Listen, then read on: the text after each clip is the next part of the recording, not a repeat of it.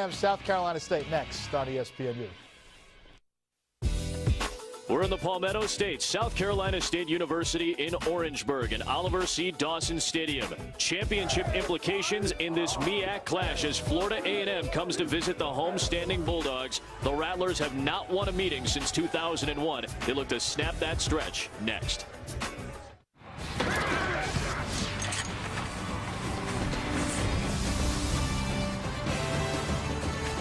We welcome you to ESPNU's College Football Primetime, presented by McDonald's.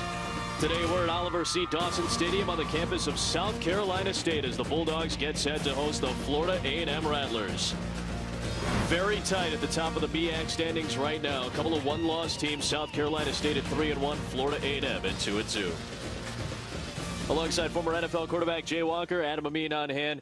Huge MEAC implications in this game because of the fact that no team has ever won a MEAC conference championship with 3 losses. Only once has it been done with 2 losses. Huge game for both these teams. Especially if you consider the fact that Florida A&M has already lost 2 conference games. Every game for the remainder of the season is must-win for Joe Taylor and his Rattler ball squad. They've been there before. Last year, people forget, they were tied for co-champions with South Carolina State and Bethune-Cookman. As far as South Carolina State is concerned, Buddy Pugh, many people thought he had the best team in all of black college football. They slipped once, but now they're right back on track. If they can win the remainder of their schedule, look for them to win the MEAC title. It's going to be very tight at the top the rest of the way, and these two coaches know each other pretty well. Joe Taylor, one of the legends in HBCU football, and meanwhile Buddy Pugh has really had the better of this matchup against Florida A&M, and these two guys have actually coached against each other often. This is the 10th meeting between these two coaches. Buddy Pugh has had the better of the meetings.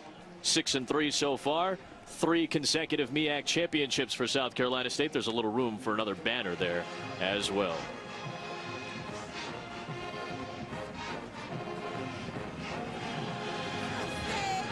It's a rivalry that South Carolina State has had the better of as of late. 8 consecutive wins for the Bulldogs. As Blake Erickson of South Carolina State gets set to kick off, Florida A&M won the toss and elected to receive. Devin Roberts and Edmund Baker back to return, and away we go. Baker pushed back near the goal line and brings it out and has a little bit of space. Good coverage from South Carolina State. Run out across the 20-yard line. South Carolina State has very good kick coverage. And Florida A&M starts off with the football. They've had some quarterback changes, and Damian Fleming, the true freshman from Jacksonville, took over halfway through the game against Southern on September the 24th, coming in for Austin Traynor, the redshirt sophomore from Tallahassee. Fleming has since taken over, making his 4th career start. Had an opportunity to talk to quarterback coach Quinn Gray, who's got NFL experience in his own right, and he said Fleming has a high football IQ. Typically with a freshman quarterback, you shrink the playbook. They've expanded the playbook. And here is Altariq McBurst, who had a breakout game 1 week ago, picks up 3 yards on that first down carry, and Florida A&M's offense looks like this. McBurst will get the start today. 2 very good wide receivers on the outside, and Timms and Elliott for Florida A&M.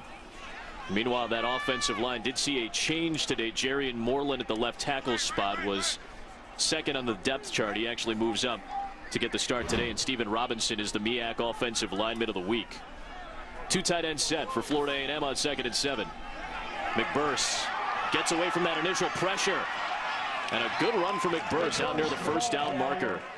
8-yard pickup to move the chains. Good run from McBurst against this defense for South Carolina State, the nation's best last season. Pat Washington is an all-MEAC selection. They're happy to have Ronell Ferguson back as well after an injury kept him out the last couple of games. Very good linebacking core, especially in the middle. Richard and Thomas are 2 of the best in the MEAC. And the secondary sees Yari King return. He missed some time due to a concussion. Dominique Ellis has been very good. He has 9 career interceptions from the safety spot. 1st and 10. A low snap recovered by Fleming. He can use his feet. He's calling for a blocker.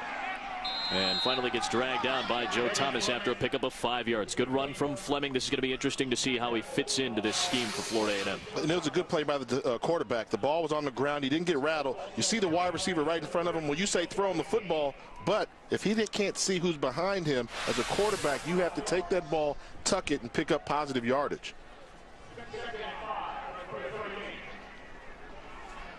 Got very good touch as a passer, and everybody has been saying that Fleming has actually had a better grasp of the offense than Austin Traynor did when he began the season as the starting quarterback.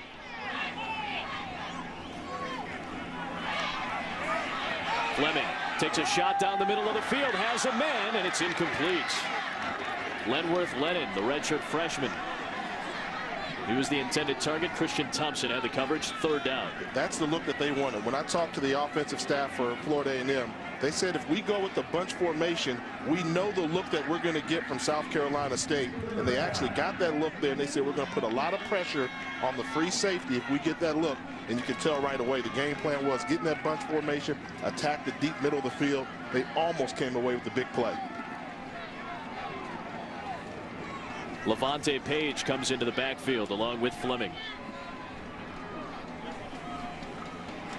On 3rd and 5. Throws the out route and has Lenworth Lennon. Picks up the first down after a 13-yard gain.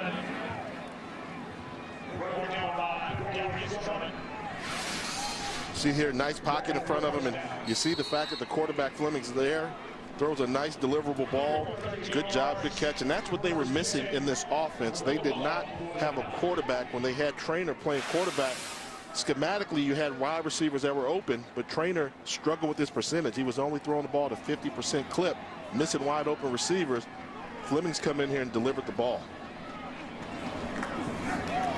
On first down, a carry for McBurst, and he works his way past the 40-yard line. Gain of 10, again close to the first down marker. And McBurst, who so far this season is averaging 8 yards a carry, has been excellent on the ground so far for a Florida A&M running game that is 8th in the conference, averaging just over 100 yards. So McBurst has given them a whole new element to this offense, along with a couple of other running backs. Yeah, and he's the guy that they've been waiting for. They were waiting for his arrival. Came in much ballyhooed, transfer from Purdue University, and from day one, they thought he was going to be a special player. Now he's playing his best football. Yes, sir. Good drive for Florida A&M to start. They'll reverse it. Brian Timms looking for some space and a good gain on first down. He'll grab 4 yards, working out near the 35-yard line. Was brought down by Pat Washington. This is a good job of just getting the version here. They're going to try and fake McBurst this way. Timms is going to come around this way with the misdirection. You see how confusing it can look at times. The key is who's outside, who stays home. Nobody stays home. If he would have gone outside, there was more yardage to be gained. I wouldn't be surprised if you saw the Rattlers come back to that play because there was an opening around the outer perimeter. There's good speed on that perimeter. 2nd and 6. There's McBurst again, stumbling forward after Dominique Ellis tripped him up, and he's one of our impact players today. McBurst, huge game last week. Yeah, and the fact of the matter, he's playing real good football. The transfer from Purdue, averaging 8 yards per carry coming into this contest. MEAC Offensive Player of the Week. They said when you talk to him, they said he had a little bit of trouble adjusting to the offense and was dealing with some things down there in the Florida area that most transfers have to do once they come back home. But now his best football is ahead of him. Career high 218 yards 1 week ago against Savannah State. Page is in the backfield on 3rd and 4 as Fleming works out of the gun. Pocket collapsing, and he's brought down.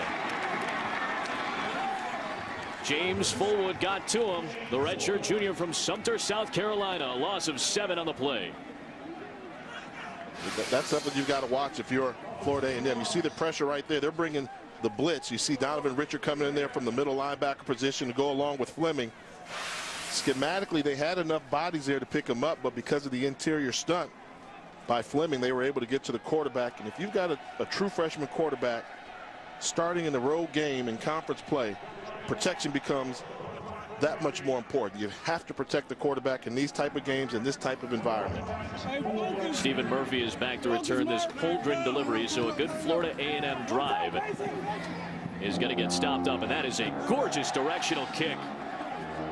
This will be pinned inside the 5-yard line near the 1. That is an absolute beauty from Brandon Holdren. 38-yard directional kick, keeping it inbounds. So the Rattlers stall, but a good punt from Holdren keeps the South Carolina State Bulldogs pinned deep.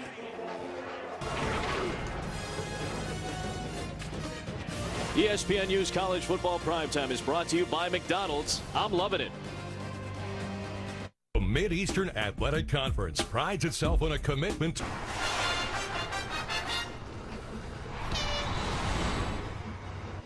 Back at South Carolina State University and the Florida A&M Rattlers, Joe Taylor's club, the veteran Joe Taylor, with his team going 8 plays and burning nearly 5.5 minutes off the clock. But a very good punt from Brandon Holdren pins South Carolina State deep inside of its own territory. First down run, and there is Richard Q keeping it himself. The quarterback for South Carolina State, a pickup of 2 yards. He came in after Derek Wiley began the season as the starting quarterback. Wiley went down with a knee injury a couple of weeks ago, and Richard Q has stepped in and really grown into this role, making his 3rd career start. So a couple of guys who don't have a ton of starting experience for both of these teams at the quarterback position. Ashton Jordan on 2nd down. Takes it up the middle and picks up 3 yards, and this is what the South Carolina State offense looks like. Jordan will get some carries, as will Jalen Simmons off the bench.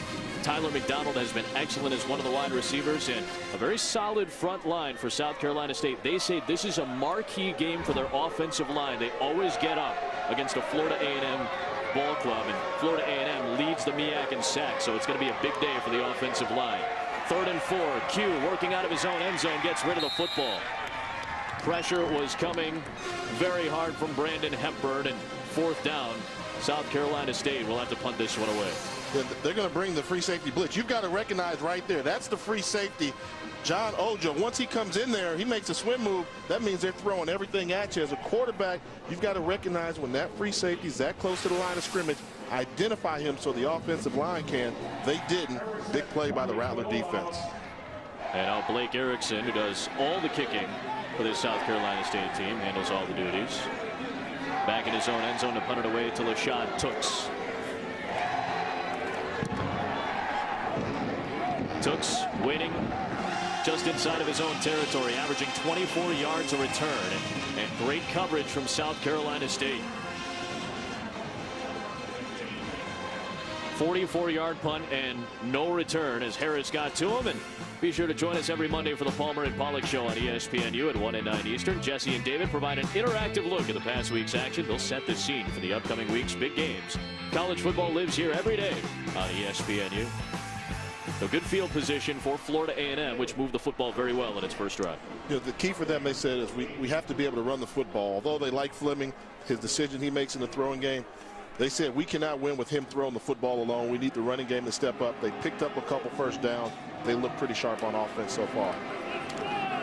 Play fake and a screen thrown out to Lenworth, and he gets run down by Donovan Richard, and then the rest of the Bulldogs come and join Richard, one of the great linebackers in the MEAC. A loss of 4. Richard leads the MEAC in tackles, and he makes the initial contact. And with the spread offenses today in college football, you know, those wide receiver bubble screens, I mean, the formula shown on how do you beat those is have active linebackers. Yep. And Donovan Richards is one of those guys where he's an active linebacker. And you look at some of the better defenses in the MEAC conference, they've got great linebacker play. When you talk about the Keith Pughes and the Ryan Lewis and those guys, so look for the linebacker play to eliminate those bubble screens.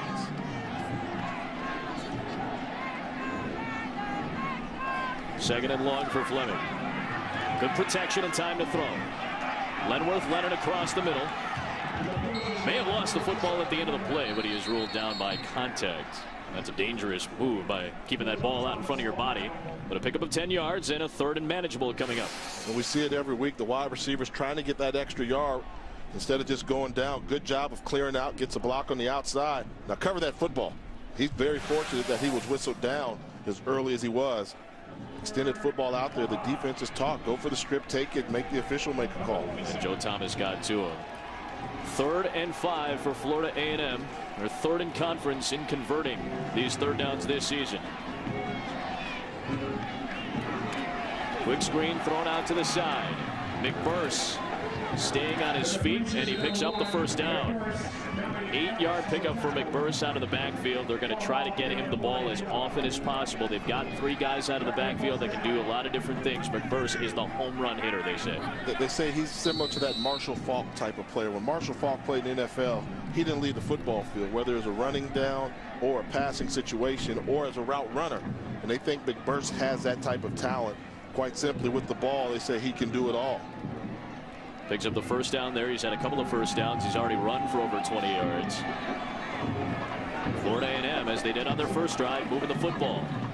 This is Eddie Rocker. has a block in front of him. He took Shelly Anthony, the redshirt senior, and pushed him and guided him for a pickup of 8 yards as Dominique Ellis finally got to Eddie Rocker. He's been the main running back from the season start. So you see, right here, when they get Eddie Rocker in the game, they're just going to try and swing that ball out there and follow that lead blocker there. Good job by the center, Shelly Anthony, number 58, of getting around there on that perimeter. Eddie Rocker, because of his size, 5'8", 175 pounds, they don't run him in between the tackles. They like to attack the perimeter. Screen thrown out to Levante Page out of the backfield. Dragged down out of bounds. Dominique Ellis got to him, but not before a pickup of 12 yards. Page is their best receiver out of the backfield. He's their power guy. He showed off a little bit of that power there to pick up a good chunk of yardage. When we talked about McBurst, and then you saw Rocker, who they like to get on the edge. Well, Levante Page is a guy that once they get down in the red zone, they like to feed him the rock. 9 touchdowns on the season. This is his part of the field where he really excels. And FAMU has really excelled in the red zone this season. Brought to you by Verizon. They have scored a touchdown on their last 11 red zone trips. Fleming. He's got Lennon. Trying to make a move and couldn't get past Courtney Ingram. That's a good throw right there by Fleming. That's something that you need to have. The ability to throw the ball from the left hash all the way across the field to the right sideline lets you know that he's got plenty of strength. And so often defenses will give a quarterback that wide side of the field, but if you've got a quarterback that's got enough arm strength to attack that, then you've got to roll those cornerback up. And a 5-yard pickup is set up, 2nd and 5. Don't need to punch it in just yet. They can get inside of the 10 and still have 4 more chances. And Fleming stays on his feet and now uses his feet, trying to get to the edge. This will bring up a 3rd down. Fleming, good recovery, but Joseph Thomas ran him down. The MEAC Defensive Player of the Week. Had a big game last week, 14 tackles, a career high. You can tell that Fleming's going to stumble here. Good balance. That shows you the athleticism that he has to maintain his balance and still get back to the line of scrimmage instead of taking a loss. And this is one of our impact players, as you mentioned. Joe Thomas had that massive game last week. 14 tackles, Defensive Player of the Week in the conference. Very active for them at what they like to call that bandit position. He's got to be all over the field. Florida A&M had a drive stall on their first opportunity. That's that bunch formation again, where they like to attack the middle of the field. Fleming fires, has Lennon. Helmet pops off, and immediately the play is whistled dead, but he had enough yardage for the 1st down. He picked up 7. Good effort from Lenworth Lennon, who's hauling him in left and right to start this ball game. And that was a nice, good old-fashioned hard hit right there. You talk about gang defense. This is how you tackle as a whole. See, they take the underneath route. Good read by the quarterback, and whoo, coming in from that inside position, making a good knock on the ball is Courtney Ingram, number 11. And I think Lennon showed you some toughness there. He held on to the football. Said he can wear defenses out by catching the ball in space. He's done that 4 times already today. 1st and goal. It's McBurst. And great pursuit. Good over that time from Lataris Douglas. Part of that very solid linebacking core for South Carolina State. 2nd and goal as you get a look at Buddy Pugh. He's done very well against FAMU in his career. 8-0 lifetime against the Rattlers. This will be a tough one here tonight. This is the Florida A&M team that's very motivated. They realize what's on the line for them. Now once they get close to the goal line, McBurst leaves, and you see Levante Page, number 32 in white, joins Fleming in the backfield. He's got 9 touchdowns on the ground this season. He's the power guy. Very good pass catcher. And he slides down in 3rd and goal coming up. No gain on the play, and now Florida A&M. A big 3rd down coming up. They had their last drive stall. Good recognition by the Bulldog defense of knowing when Page is in the game, down on this part of the field, they're probably going to try and get him the football. They've been playing very vanilla in their coverage, South Carolina State. Nothing fancy, nothing sophisticated. And with Florida A&M already in what you would call field goal range, I wouldn't look for them to bring too much pressure down here. Just good red zone defense. Bulldogs looking for a stand. Rattlers looking for a score on 3rd and goal. Fleming. Knocked down and 4th down. Good coverage from Darius Drummond, the redshirt freshman. and an interception against FAMU a season ago. He does a nice job of forcing a 4th down, and the Rattlers will settle for a field goal. Good discipline here by the Bulldogs. Take a look. You see everybody right here on the goal line. They're not going to back up. Keep everything in front of you, and then once the ball's released, come up and make the tackle. That's how you play solid red zone defense. This will lead to a 24-yard attempt from Trevor Scott. Been solid so far. He helps the red zone efficiency of the Rattlers. And he puts Florida A&M on the board first. So already more points in this ball game than they had last season when they were shut out by South Carolina State. 2 very long drives for the Rattlers. They put up 3 on this second chance. Hey, Stacy. Odds of 4 of you being named Stacy, 1 in 6 million. Odds of Stacy winning a prize, 1 in 4. $1 million! Monopoly at McDonald's is back and better than ever. Odds of LeBron James winning 7 championships, 1 in... Come on, man. Odds of LeBron winning a prize, 1 in 4. Free fries. Play now because this year 1 in 4 wins. With 125 million winning game pieces for cash and great prizes, the odds are irresistible. Monopoly at McDonald's. The simple joy of... I won! TireRack.com is more than just an online tire resource. We're your one-stop online tire know-how, know-who, and know-what. Speaking of that, know what else? Our prices are practically unbeatable. And that's all you need to know. We're revolutionizing the way you buy tires.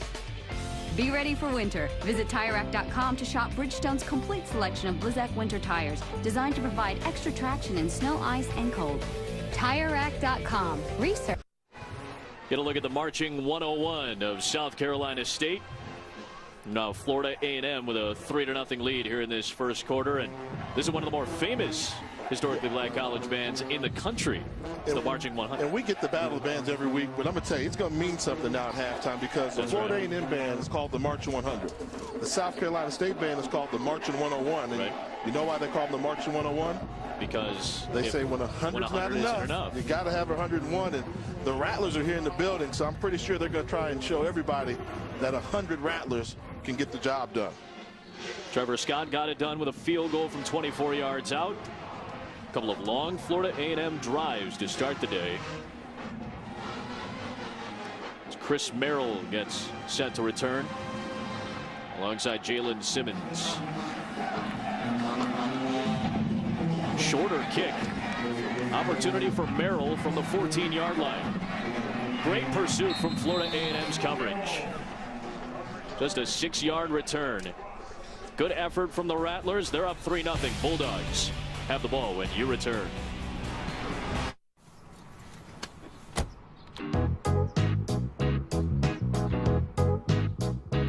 More and more folks are trying out Snapshot from Progressive. Florida A&M has a 3-0 lead on South Carolina State. Just over 2 minutes to go in this first quarter. Here's what's on tap between these two teams and what we'll talk about over the course of the day. Last season's matchup. Again, Florida A&M has lost 8 consecutive meetings. We'll look at some of the Pro Football Hall of Famers, as well as the Secretary of Defense being one of them. And it's gotten very tight in the MEAC. Norfolk State, a big loss on Thursday night at the hands of Bethune-Cookman. Things have gotten very interesting at the top of the MEAC standings. We'll talk about that as well. We'll break it down with Jay Walker.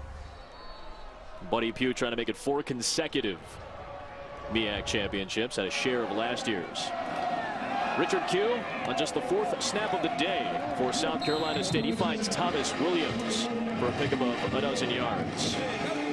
I think many fans, last time they saw Richard Q, he got it put into action against a Bethune-Cookman defense that was very aggressive. Week 2. Didn't play his best football, but the one thing the coaching staff said is he's night and day compared to what you saw back then and what you're going to see now.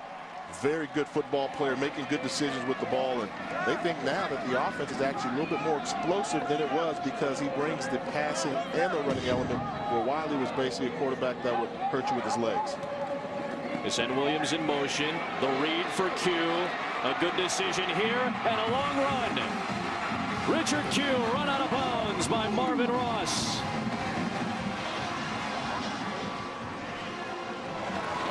This is that zone replay that you see, which is the key to a spread offense, and you're going to do an option off the in man on the line of scrimmage from that defensive end position. Q does a good job of recognizing him right here. If that guy goes down, then Q's got to go with it. He goes with the running back. Q talks it, calls his own number, gets to the outside, shows you some good athleticism.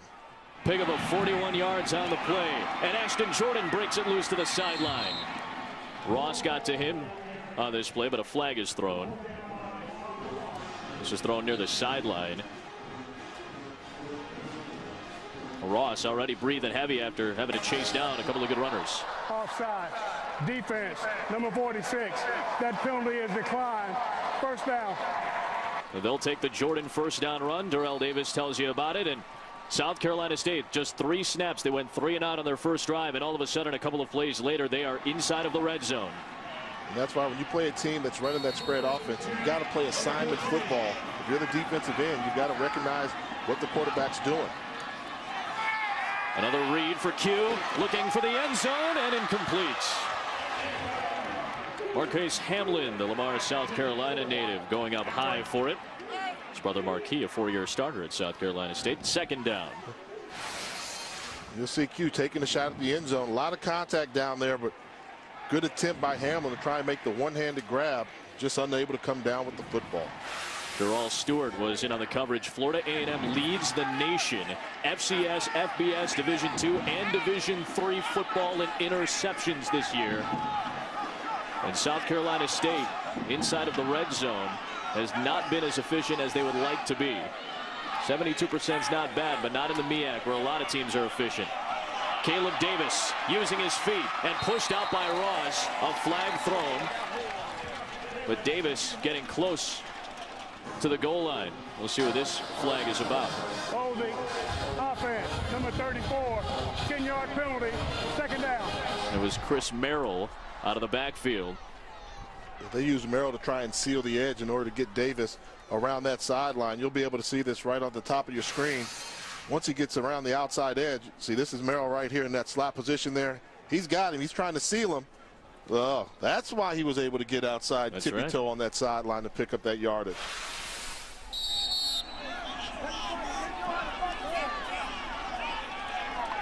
Buddy Pugh and the Bulldogs are pushed back. This is where the Rattlers are dangerous. They've got a number of interceptions because they blitz so much. So look for some type of pressure to come for Florida A&M. Quick throw from Q. Gains a lot of that yardage back. Tyler McDonald leads this team in receptions. He picks up 15 yards and sets up South Carolina State here. This is a good job. Watch them move the pocket, and then you forget about the backside. Then they step up, make a good, strong throw to Tyler McDonald, who's really stepped up his play this year at the loss of one of their other wide receivers. They need 2 yards. Q trying to give it to him, banging his way to the 5. Looks like he's going to be a little bit short. Got about a yard, and that might be the final play of this first quarter. Two very good, explosive defensive teams, and just 3 points on the board after 15 minutes of play. A Trevor Scott field goal, the only score. Huge MEAC game. A 2-2 Rattler team, a 3-1 Bulldog club. And we are 1 quarter through with South Carolina State threatening to start the second.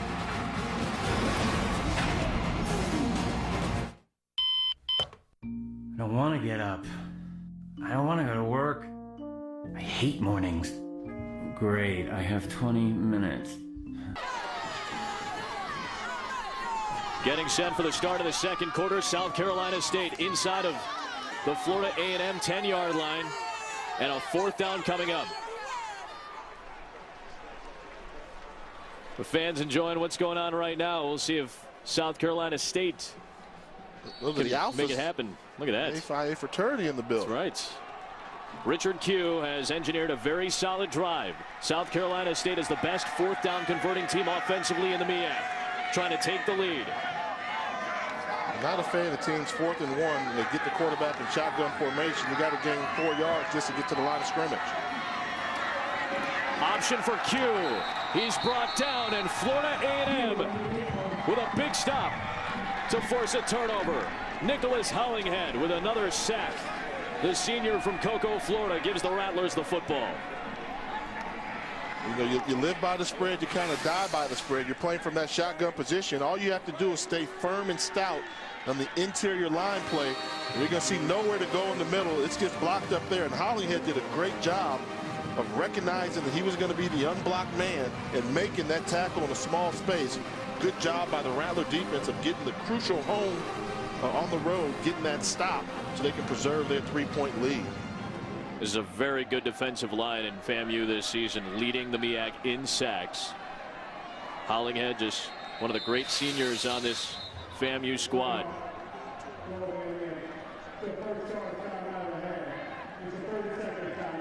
Well, Florida A&M with a turnover on downs, and they'll take over the football up 3-0 early in this second quarter.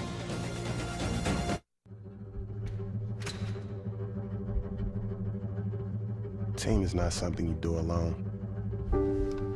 Team is plural. Team is arms, legs, blood, sweat, and soul. A lot goes in. Tariq McBurse. Florida A&M with a turnover on downs, taking over the football inside of its own 10-yard line. And Tariq McBurse with a 2-yard run on first down as Damian Fleming takes over on second down. Eddie Rocker into the backfield for FAMU. His defense has done a very impressive job early, holding off South Carolina State when they were threatening in the red zone. Rocker takes it to the right and gets upended by Dominique Ellis after a couple of yards. Third down coming up for the Rattlers. They've moved the ball very well. They've possessed the ball for a significantly longer amount of time, almost 8 minutes more than South Carolina State.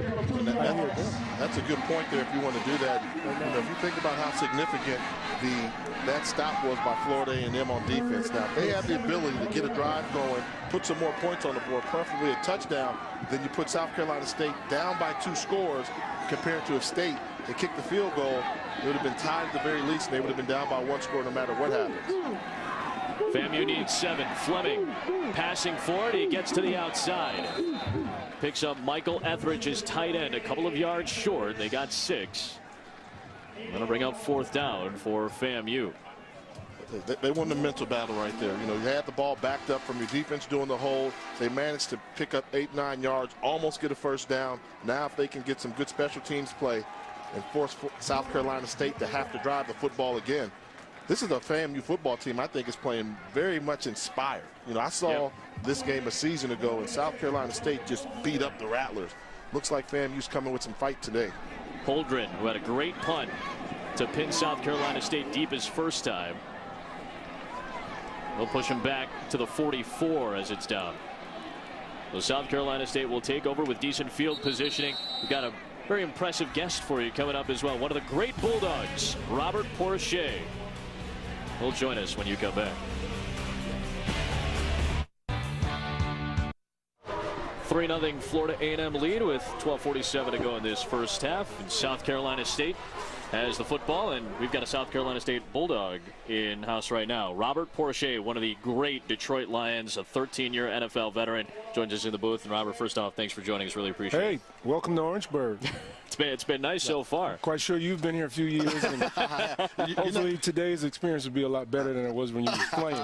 No, I'm glad you're here because they always talk about size. See, I'm an NFL quarterback. That's right. This is NFL D lineman. You see the size differential? You got guys like this landing on you. You got to have a little cushion, don't you? I'm smaller than you are, man. What you talking about? One of them stayed in shape over the last couple of years. I'll let you guys decide at home who's done it. But I mean, this has been a lot of fun for you, I imagine, to see. Buddy Pugh has continued to do good work for South Carolina State. Yes. 3 straight MEAC championships in position. If they can really work out the rest of the schedule, they're in position to pick up another MEAC championship.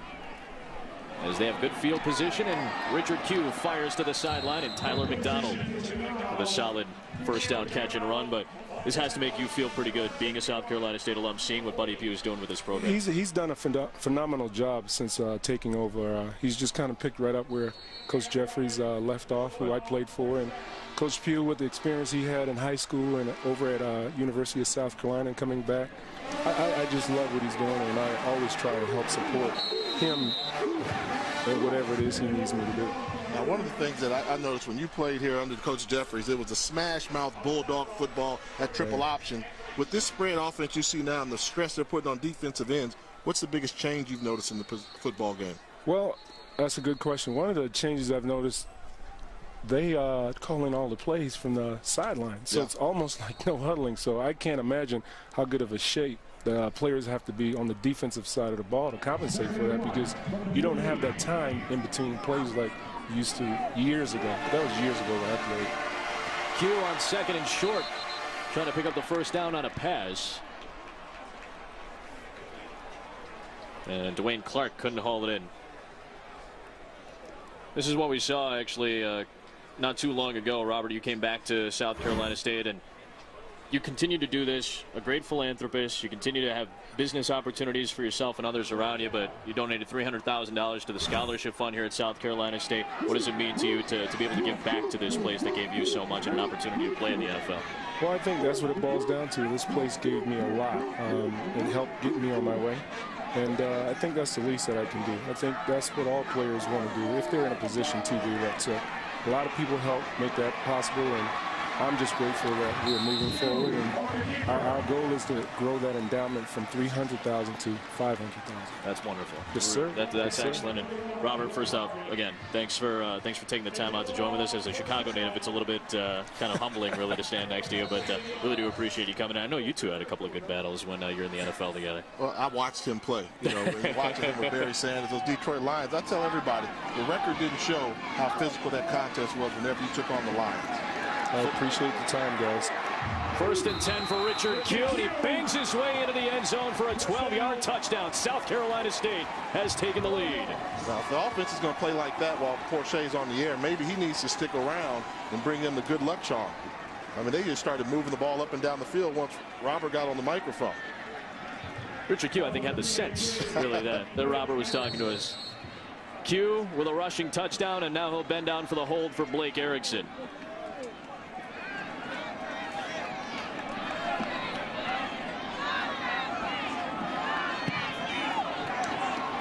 "49-yard drive in just 5 plays and 61 seconds. And Richard Q taking over, making just his 3rd career start, puts in a rushing touchdown and puts South Carolina State in front. We know he can throw the football, but he can still run the football as well. Good job by the quarterback going against the grain, running to color there. It's not there on the outside. Great flow by the linebacker core of Florida A&M.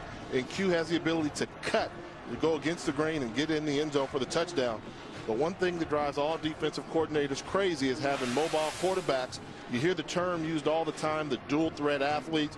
Well, that's a reason right there. You can have the play called, you can be in the perfect defense, but a quarterback that can run can break down the total defense. 5th rushing touchdown of the season for Richard Q, the redshirt sophomore from Florence. And we saw him play against Bethune-Cookman in week 2. Buddy Pugh told us before that game that I want to play Richard Q. He's a young guy, doesn't have a ton of experience. I want to see how he reacts playing a great defense like Bethune-Cookman. And he said something that's almost kind of eerily foreshadowing. You're a snap away from losing one of these guys. Sure enough, when Derek Wiley gets hurt on October the 1st against Norfolk State, lost him. Richard Q steps up, did a decent enough job against Norfolk State, but he has really matured and turned into a solid quarterback. But now in today's college football more than ever, I think you have to have 2. Because of the spread offense, your quarterback's going to run the ball more, and they're going to get hit. And they probably can't last the whole season. Edmund Baker about an 11-yard return out to the 21-yard line. This was the meeting last season. South Carolina State has dominated as of late this season series, but last year, October the 2nd, this was the first MEAC game of the season. Blake Erickson was a stud. He went 4 for 4 in field goals. And the only touchdown of the game was scored by one of the great quarterbacks in MEAC history, Malcolm Long. A 19-0 South Carolina State win, part of the great defensive effort from South Carolina State a year ago. And I thought Florida A&M played very well in that game as well. I mean, they held South Carolina State to only 19 points, but that was a physical contest, and the Bulldogs really did dominate both aspects of the ball. Fleming looking for Lennon. He overthrows him with Ellis on the coverage on 1st down. So maybe a little bit of a surprise for Florida A&M to try to catch South Carolina State napping. You go back to that series history, and you just got to look at it. 8 consecutive wins for South Carolina State in this series. Buddy Pugh has never lost to Florida A&M. This is the longest winning streak. And this is a series that goes back to 1930. These two teams have seen each other often in the last 70-plus years. What you call one of those long-time MEAC rivalries. They've been playing each other forever, it seems like. And it goes in waves. Florida A&M had the upper hand for a while. Then South Carolina State's got it now. And Buddy Pugh has done a great job in beating the Rattlers in this time here in Orangeburg. 2nd and 10. Fleming fires again. The flag is thrown. It was thrown in the offensive backfield.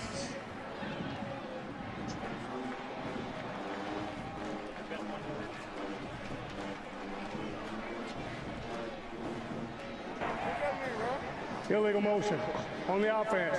That penalty is declined. 3rd down. You know, big 3rd down for the Bulldogs.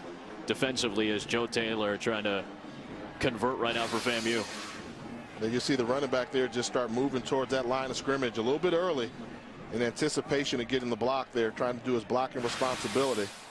But think about what's going on with Florida A&M. They came out opening drive, looked very good, running the football, throwing it every so often. Now they come out 1st down pass, 2nd down pass. 3rd and long is not the Florida A&M recipe for success.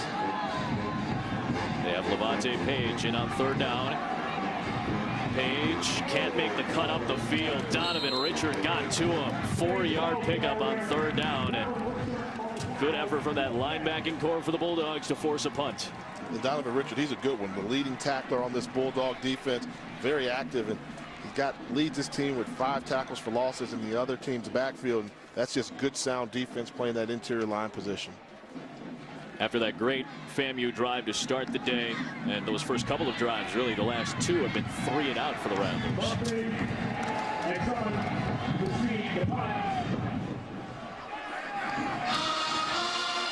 From the 32, it's Drummond.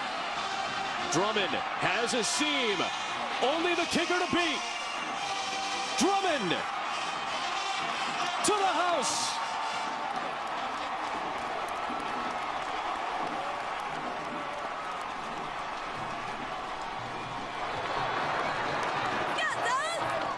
A 68-yard return for Darius Drummond.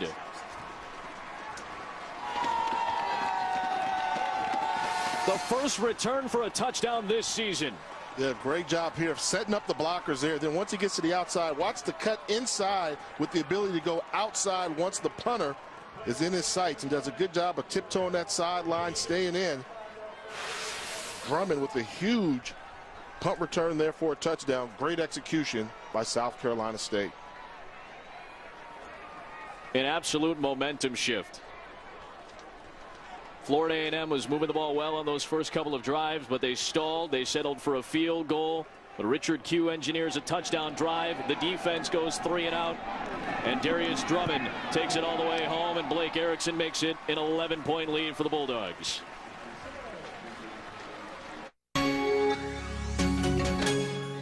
Its design inspires. Its power impresses. It's thin, light, and built without compromise. Call or click today. So now I think at this point, you're down. You've given up 14 uncontested points. If you're Florida A&M, when you get the ball back, get back to that running game. Still plenty of time in this contest. You got to find back your offensive identity. An illegal procedure penalty, but South Carolina State is claiming that one of the upmen for Florida A&M touched the football, which obviously would make it a live ball, and the ball would be out, or the ball would be spotted where it went out of bounds if a Rattler had indeed touched that ball. Otherwise, it would be an illegal procedure penalty and give FAMU very good field position. Kick out of bounds on the kicking team. The ball we place at the 40-yard line. 1st down. So no touch as ruled by Darrell Davis and the crew. It was pretty close. It seemed as if the ball would have been touched. Elected a 5-yard penalty and a re-kick. No, but I think he was going to touch it, but the ball took a nosedive on him and went to the turf and went out of bounds. That's the right call, but they'll actually decline it. They'll add it before the kick, and they'll actually re-kick this ball. ESPNU is the home for passionate college football fans as our experts break down the top schools in the nation in a weekly 3-hour special. Don't miss any of the unfiltered conversation about the hot topics in college football. It's the experts on ESPNU, Tuesdays at 1 and 7 Eastern. Who's that right there at the bottom? Right there. On my telly, man. That's an old Skywalker there. get to go there. I really like doing that show. I mean, you know, I tell people if you haven't seen it before, you know, it's absolutely, like it's like barbershop talk. Yep. We're just talking sports. Just talking sports. Nothing's out of bounds, and we'll talk everything from Heisman, conference realignment, national championship, especially with the BCS champions standings coming out. I'm sure we'll be doing a lot of discussion about that. Baker from the 18-yard line. Can't get to the edge. And more good pursuit from this South Carolina State kicking unit. Jeremy White, a Columbia native, cutting down Baker before he can take it out any further. So now's the time I think we're going to see if Damian Fleming really has everything that they talked about. True freshman. And I'm a believer that it takes you one run through the MEAC conference before you really start to have success. Coming in this conference thinking you're going to beat everybody won't happen, but you're at that point in the season now where you're closer to being a sophomore than you are a freshman.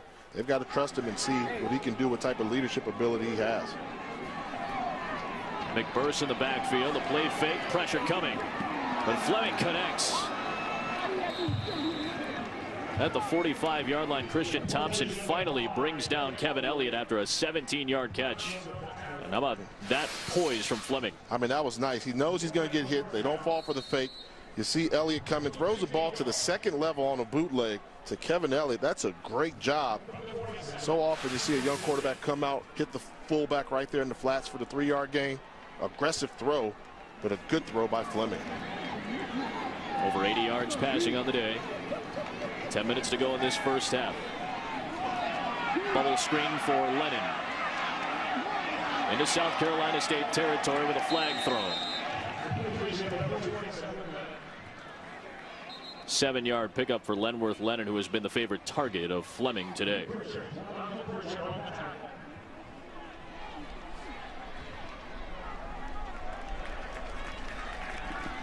No holding penalty will bring this back. Holding. Offense, number 81. 10-yard penalty from the spot of the foul. First down.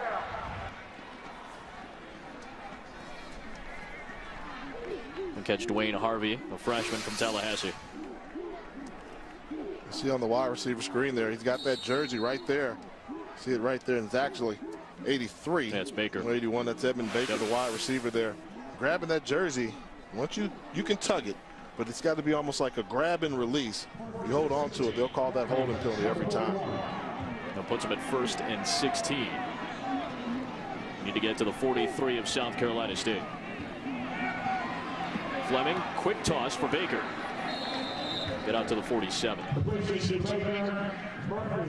A 6-yard pickup, so right back to the original line of scrimmage. So 2nd and 10 coming up for the Rattlers. Second time today we've seen Fleming make that wide side throw. Not a lot of college quarterbacks can do it effectively, such as Fleming, having the arm strength and the accuracy. That tells you how much upside potential this young man has. When you can make that throw there, the scouts say is he can make all the throws we ask him to make. 3 on the line for South Carolina State, including James Fullwood, who just checked in. McBurst in the backfield. Fleming wants the quick throw. Brian Timms has a convoy of blockers. Timms, a good catch and run. Thompson finally dragged him out after a pickup of 24 yards into South Carolina State territory, and another good throw from Fleming. Yeah, Florida A&M is going to recognize the blitz is coming from this side, so what do? They go away from it with the wide receiver screen here. Upfield, downfield, get it, block up there, find a crease, and turn on the jets. Great job of going away from where the blitz is coming from. They caught him in a bad coverage, and they made him pay. 121 yards passing now for Fleming.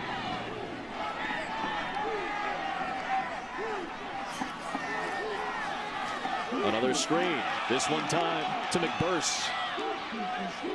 Out to the 16-yard line. 14-yard pickup. Ellis finally dragged him down, and McBurst now out of the backfield doing some damage. So everybody getting in on it. Yeah, they're trying to find who they can catch out of position, and you're going to see Quattlebaum right here, the outside linebacker for South Carolina State. This is his responsibility. He comes up, you get stuck too far inside. They're able to throw the ball outside and get upfield to pick up a first down. And FAMU likes to use the edges, whether it's on the ground or on the passing game. They like to use the edges, and that makes things tough on South Carolina State defensively. Now they've got a fullback in the game right here, and anytime you see the fullback in the game for Florida A&M, they like to get him involved in the offense, and that's Ronald Jackson. Going out for the screen. Fleming trying to go against the grain. This might be a holding call. Fleming reaching for a couple of extra yards. Joe Thomas was there defensively, but this one will likely come back.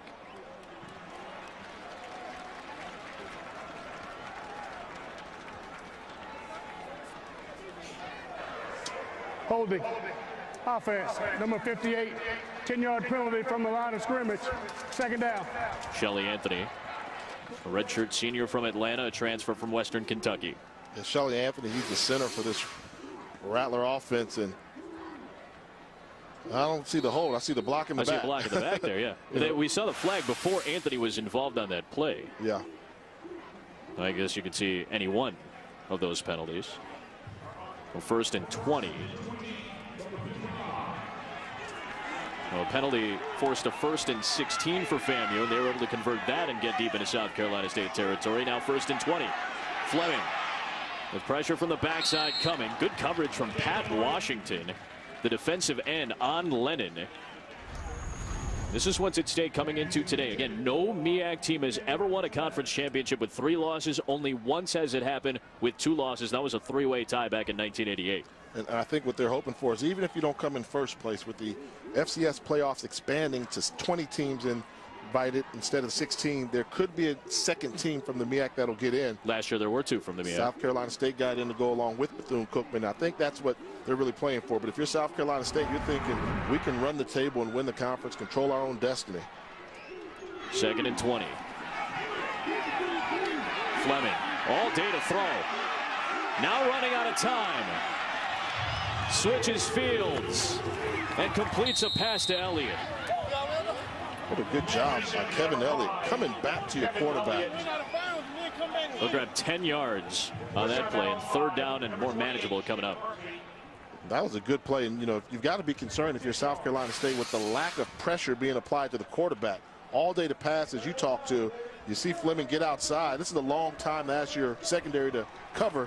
Kevin Elliott does a good job of coming back to the football to get the completion. And now 3rd and 10. FAMU is 2 for 6 on 3rd down today.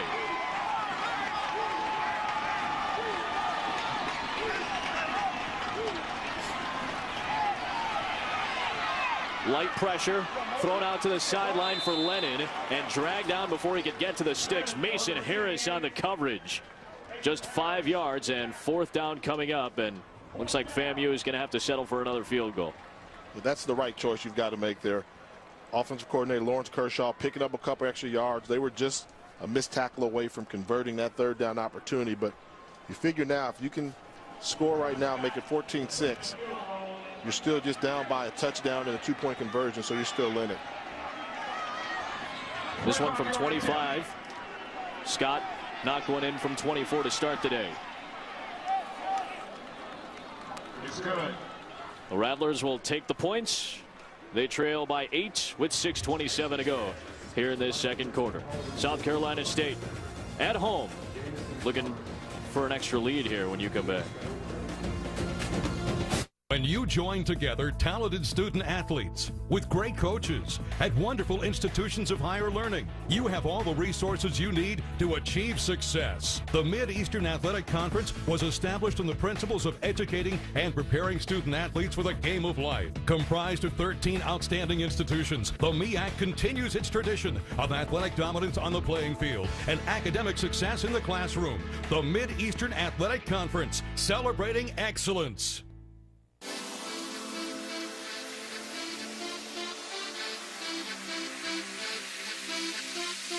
Now it's time for a one-of-a-kind party. Now that's progressive. Call or click today. The marching 101 of South Carolina State getting ready for the halftime show here in Orangeburg, South Carolina. The marching 100 of FAMU getting set as well. Battle of the Band just about every week when you're in the MEAC or the SWAC, and get a chance to watch it live on ESPN3.com or watch ESPN.com. This will be your first opportunity to see the marching 100. Yeah, you're in for a little treat. How many members do you think they have? Wow, It's kind of tough. Kind of tough. Average band. I mean, it's marching 100. Didn't you study? Call the marching 100. I thought my sarcasm would come out at that point. Played the Super Bowl a couple of years ago, actually. They have over 400 members. So they played with Prince a few years back in the Super Bowl. South Carolina State will have it at the 20-yard line. This is what's left for the remaining schedules for the top 4 teams in the MEAC. A&T came into action today at 3-0. Norfolk State with that loss a couple of nights ago. And A&T is struggling right now in their contest against Howard University, losing at the half. See if they'll come back and look at the main schedule for them. They've got to play Norfolk State, who's right there in second place. Florida A&M still in it. South Carolina State in second place. So a lot of these teams have to play each other out. The key is if Norfolk State can win out, they can beat A&T, Savannah State, Morgan State, they will be the MEAC champions because they won their head-to-head competition with South Carolina State. Right. So I think they're definitely in the driver's seat, even though they just lost last Thursday against a inspired Bethune-Cookman effort. Screen for McDonald and a first down. He stepped out at the 34. A good catch and run for McDonald. Richard Q, who's engineered a couple of good drives today, seems to be a little bit shaken up. Oh, wow. Yeah, a lot. Looks like it's a stinger, and he releases the ball. And so often, watch when you land. See, that's the key. What people don't recognize, when you get hit as a quarterback, the landing really does a lot of damage to you. It seems like that landed on that right shoulder, which is just throwing shoulder. Don't forget, Richard Q is just making his 3rd career start. He came in for the injured Derek Wiley, the redshirt junior from Rockingham, South Carolina, and now they will send a backup into the ball game. Dwayne Clark, who's the backup tight end, is going to come in at quarterback. Clark was a backup quarterback in 2008, moved to the tight end spot in 2009. He's thrown 4 touchdown passes in his career. He'll hand off to Jalen Simmons, who bounces off tacklers and gets into FAMU territory inside the 35-yard line. Demarius Folsom finally banged him out, but how about the second effort from Jalen Simmons, the freshman from Charlotte? Inspired, but look at the poor job of tackling by number 4, Terry Johnson, the cornerback. You come up, you got to make this hit right here. He's just standing, didn't push him out of bounds, allowed Simmons to pick up more yardage down there. So you're going to play that cornerback. I know you don't like to hit, but you got to make the tackle. And Simmons on first down takes it inside the 30-yard line. Bobby Jackson got to him. So pickup of 18 and now pickup of 5 for Simmons. And there is Q. Banged up a couple of plays ago on the sidelines, getting checked out by the staff of South Carolina State right now. And you wonder if the Florida A&M defense has recognized that Q is on the bench. They're still playing pretty conservative. I would load the box and force them to throw the football. Simmons trying to cut it up the field. Good defensive play for FAMU by Justin Davis, the redshirt junior from Havana. Now, how about this? South Carolina State loses their starting quarterback a couple of weeks ago. Richard Q comes in, starts to mature, starts to fill out this role very well. And now, when he's engineered a couple of good drives, he has to come out due to an injury. And their backup tight end, Dwayne Clark, who again was a quarterback the last couple of years, has to take over and has to try to convert 3rd and 7. And now the Rattlers showing the big blitz. Yeah, they got to bring that pressure to try and force Clark to throw the football. I don't know how willing South Carolina State's going to be to have Clark throwing the football. I wouldn't be surprised if they run it here. Clark will throw. He'll take a shot, and he overthrows McDonald into double coverage.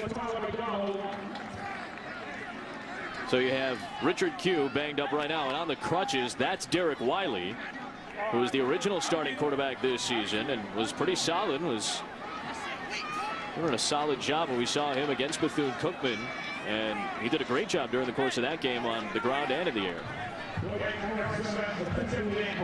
Now Q on the sidelines. So we'll see if he has a chance to come in later in this game, but Blake Erickson will try to knock one through from 46. His career long is 48. He's done that twice. He's struggled a bit kicking field goals this season. Well, this one is a beauty.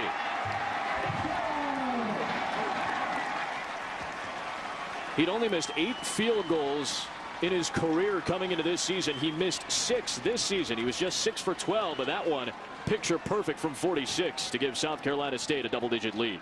Aaron, you're all set. Great, thanks. Mike, thanks for doing that discount double check. You saved us hundreds. What was that? The discount double check? It's when we comb through your policies to make sure that you're getting all the discounts you deserve. No, I get that part, but you guys are doing my move. The discount double check move?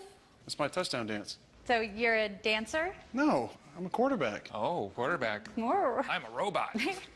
Where's your Get out of here. Aaron Rodgers got his. How about you? Rodgers! Discount double check! Get to a better state. State Farm. AT&T and Verizon charge you extra for going over 2 gigabytes of data. T-Mobile slows down your data speed. With Sprint, you don't get charged extra and you don't slow down.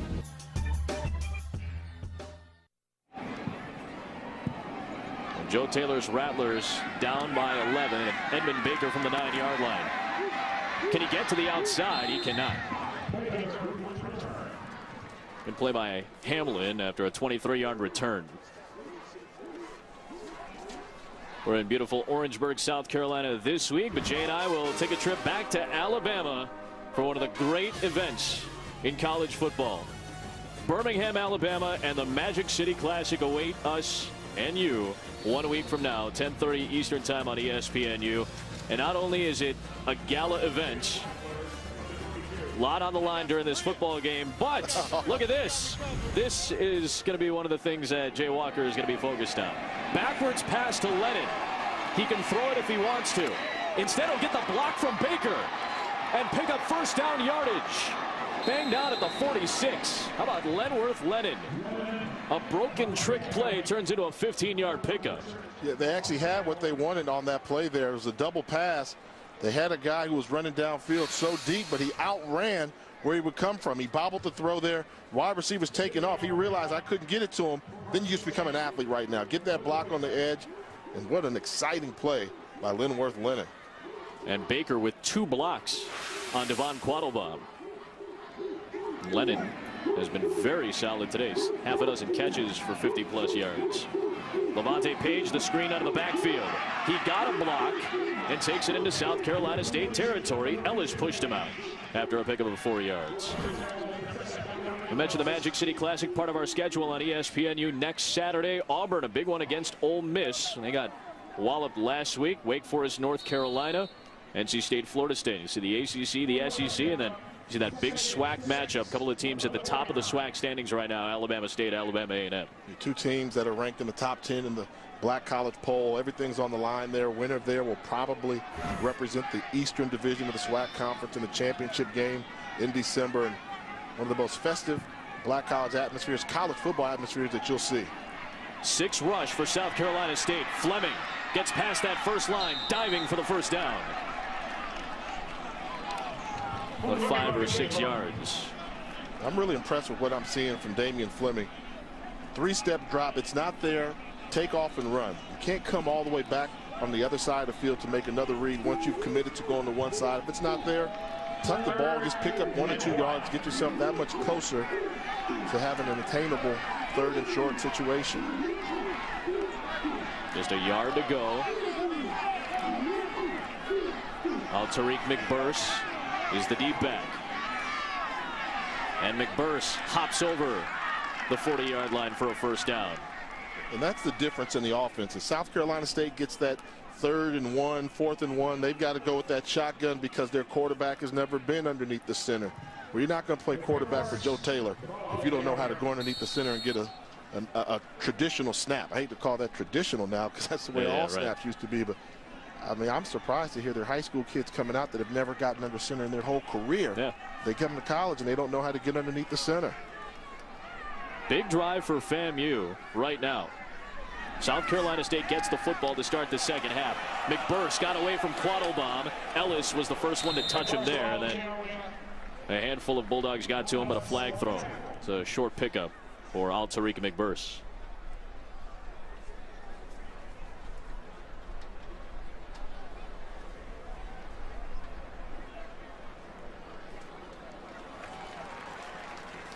To be against the Rattlers. Holding. Offense, number 66. 10-yard penalty. First down. The right tackle, Brandon Curry, a redshirt freshman from Texas. That's 4 FAMU penalties for over 50 yards. You've got an interesting situation that's starting to take place, you know, for South Carolina State. We know that Q is banged up on the shoulder. He's trying to warm it up. They've got the backup quarterback, the freshman, Wiley, warming up a little bit, so he may lose a redshirt year. Tadarius Wiley, who has not played all that much this season. He's the younger brother of Derek Wiley, listed as the backup quarterback. Dwayne Clark, the backup tight end, was in there first. Screen thrown out to Brian Timms. Timms has a lot of speed down the field, and he'll get to the 30, just shy of the first down. 18-yard pickup after that penalty. But another flag thrown. Misdirection is what Florida A&M has been able to do. Offensive coordinator Kershaw doing a good job of keeping the Bulldogs off balance, not knowing which direction they're going, and they're using the speed of South Carolina State's defense against them. And they had a big play there, and also got a roughing the passer penalty to tap on additional yardage to ensure the Rattlers got the first down. You see the brothers Wiley, Derek on the left injured, Tadarius, a redshirt freshman. You see older brother coaching younger brother right now for what could be a very important drive for Tadarius Wiley coming up. And I like that too, having them there just to have your older brother there, just tell you to calm down, relax, make you laugh a little bit. If your number's called, just be ready. After the personal foul penalty, good position right now for FAMU. Eddie Rocker trying to tiptoe, and he picks up 12 yards on the run, and now inside the 5-yard line, Florida A&M with a chance to put home its first touchdown of the day. Yeah, one of these little jet sweeps that they like to do from a stationary position. Rocker's like a wide receiver playing running back, so they don't have to move him in motion. They just give him the ball in the full sprint. He gets to the outside, really puts a lot of edge on your perimeter defense.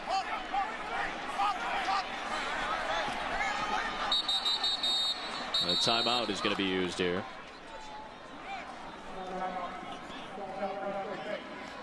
Bulldogs will use their first timeout. 30-second timeout. Don't forget that Florida A&M had scored touchdowns on 11 consecutive red zone possessions. They're 2 for 3 today with 2 field goals. So South Carolina State has done its job defensively against the Rattlers. Yeah, they're you know, a solid type of team, and they do it. That's typically what they do. I mean, we talk about the emphasis that Florida A&M plays on special teams. Well, that equates to red zone efficiency, whether it's going to be a touchdown or a field goal. And I think they've really been good this season because they're non-traditional in the fact that they put a quarterback underneath the center. You know, we've seen Fleming time and time again get underneath the center, and when you can get underneath the center, then you can have that power running game, and a power running game always opens up the passing offense. Let's take a look at where I'm from.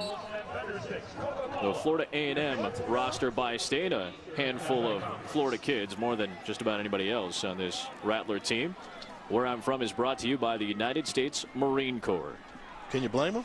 If you're in the state of Florida, I think they look at you crazy if you had a majority of your roster coming from outside of the state with all that football talent down there. Talk about Florida speed. This is a fast Florida A&M team. South Carolina State looking for a stand defensively. Handoff goes to Page. Close to the goal line. Christian Thompson met him right before he could get to the end zone. Pickup of 3 yards, and Page has been the third down and short yardage guy. Page is going to bounce to the outside. Take a look at number 82 in white right there. Brian Times, the wide receiver, did a good job of engaging his man, allowing Page to get that much closer to the end zone. We'll send Kevin Elliott to the top of the screen. Page is the deep back with Ronald Jackson, the fullback, in front of him. 2nd and goal. And a whistle. Just stop this play dead on a false start. Number 84, 5-yard penalty, 2nd down. And Mike Adams, the defensive coordinator for South Carolina State, he's had to prepare for 3 different guys out of the backfield. He has, and that's been a tough one there. And the defense has done a good job. But what about Florida A&M right now? I like the job, the play selection call they've been doing, keeping Mike Adams a busy man today. But what about that? You got 2nd and goal on the 1-yard line and illegal procedure. That's one of those mental errors. You can't have that if you expect to win a lot of football games and put a lot of points on the board. 5 penalties against the Rattlers today. So 2nd and goal. Line up at the 6. Screen to Jackson. Knocked down by Ronell Ferguson. He'd missed the last 2 weeks with an ankle injury. They were so happy to have him back. That's one of the reasons why he gets his paws on that one to force 3rd and goal. This would have been a touchdown here. They brought everybody in so they could spread them out. You see the fullback was out there in the flat, wide open with nobody behind him. That would have been Ronald Jackson for the score. But a great job by Ferguson. If you can't get to the quarterback, once you see his arm go back, leave your feet, knock down the pass. 4th drive of the day of 10 or more plays for the Rattlers, but they do not have a touchdown.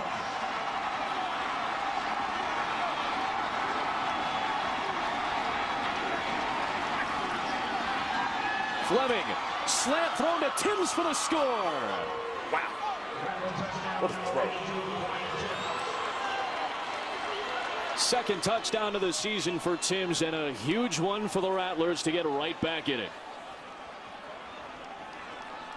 Great job by play selection being called there by the Florida Rattlers. They knew when they got in that bunch formation that Florida A&M liked to play off coverage. Good play call, but an excellent throw by Damian Fleming to stick that ball in there on the chest of Brian Timms. Scott puts it through, and it's a 4-point game. Remember, South Carolina State gets the football to start the 2nd half, so a major score for the Rattlers to get back within 4. And this is what I mean by schematically. This is the bunch right here. We know that. Now, they're not worried about that, but what they're seeing is when we go to this formation, look what they do. They all come off the line of scrimmage. Then it just becomes a matter of pitch and catch, one-on-one on the backside with a great throw from Fleming. Watch this ball thrown in the perfect spot where you allow your big wide receiver, Brian Timms, who's 6'3", 210 pounds, you put it on his body, the defensive back has to come around him or go through him. Good throw, good catch, good play call. And it was the 5'9", 180-pound Yari King who was on the coverage there. And Fleming, we talk about decision-making from a freshman. And even Mike Adams, the defensive coordinator for South Carolina State, said it. He's light years above playing as a freshman. He's playing at a level of maybe a junior. Provocative. Unexpected. Defiant. Jalen Simmons along with Chris Merrill. Simmons from the 6. The freshman gets tripped up.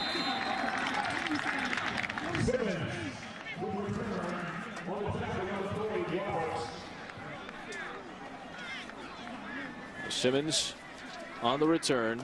Devon Roberts made the stop, and now South Carolina State with 1:11 to go will have Richard Q back in the football game. Had his shoulder banged up on the previous drive, and Dwayne Clark had to come in for backup tight end.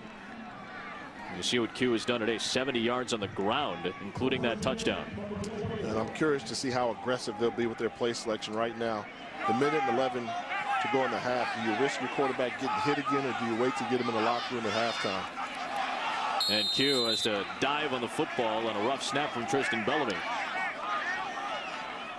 And now the clock is moving. Florida A&M has a couple of timeouts to work with. And if you're the Rattlers, do you call the timeout? I would use it right now. You've got a team backed up. At least make them punt the ball so you can set up a punt return, steal some points here. With 2 timeouts to go now, I'm pretty sure South Carolina State's going to take their time, and they'll be content to run off as much clock as they can. The Rattlers showing pressure.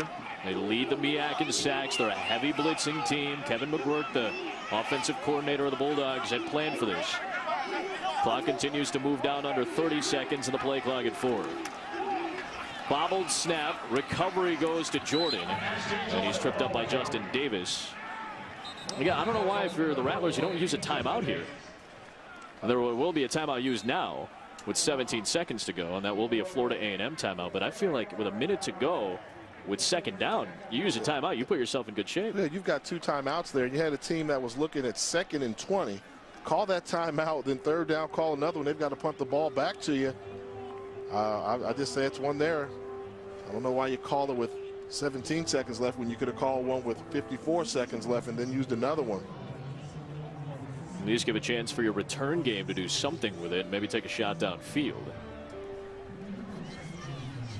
But a timeout left for the Rattlers, 2 for Buddy Pugh's team. 17-6 to go in this first half. It was a 14-3 South Carolina State lead after that 68-yard punt return for a touchdown from Darius Drummond.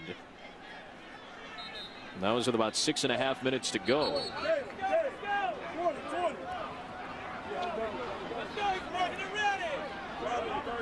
Since then, the field goal and the touchdown for FAMU, holding South Carolina State to just a 3-pointer. We've gotten right back in this game with a late touchdown in the first half. Richard Q with 3rd and 14 facing him.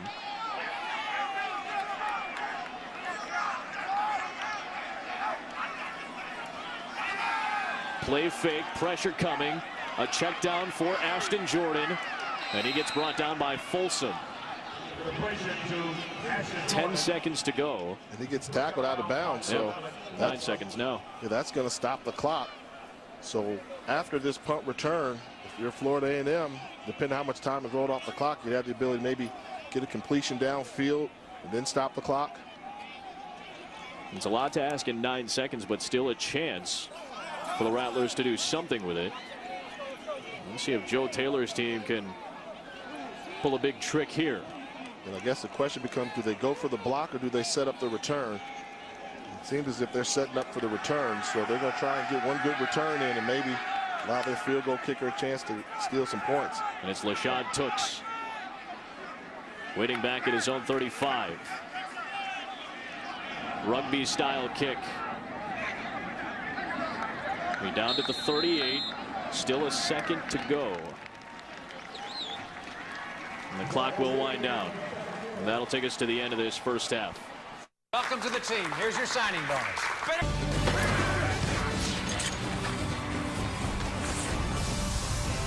You're watching ESPNU's College Football Primetime, presented by McDonald's. We're in Orangeburg, South Carolina.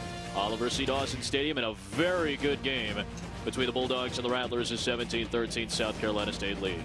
Alongside former NFL quarterback Jay Walker, Adam Amin on hand. A lot at stake in this ball game. South Carolina State 3-1 in the MEAC, 2-2 record for the Florida A&M Rattlers. So many implications for the conference championship, maybe for an at-large for the FCS playoffs on the line. Both teams really put it out there, and it got very interesting. Florida A&M, a big score late in the first half. I think Florida A&M realizes what's on the line for the Rattler program. They cannot leave Orangeburg with the loss if they expect to compete for a MEAC championship. They established a running game early, had some good success. Freshman quarterback is just as good as advertised. In South Carolina State, I think they got outplayed in the first half, but it came down to special teams with a huge play by the South Carolina State special teams. Let's take a look at it. It's how South Carolina State got to a better state. Brought to you by State Farm. Well, they were in control. They had everything going, but great job by Drummond of recognizing the crease in the coverage. Had great field position when he fielded the ball, made a guy miss, and the punter, you're not going to bring him down. Not with an open field tackle. Good job there. That really changed the momentum of this football contest, and that's how the Bulldogs were able to get the lead, and more importantly, maintain the lead. That's how they got to a better state, and here's our first half stats. And as Jay mentioned, early establishment of the running game for FAMU, but 114 yards on the ground for South Carolina State. A lot of those from Richard Q, their quarterback. Chris Merrill starting the second half. A flag is thrown back at the 10-yard line as Merrill took it out to about the 25.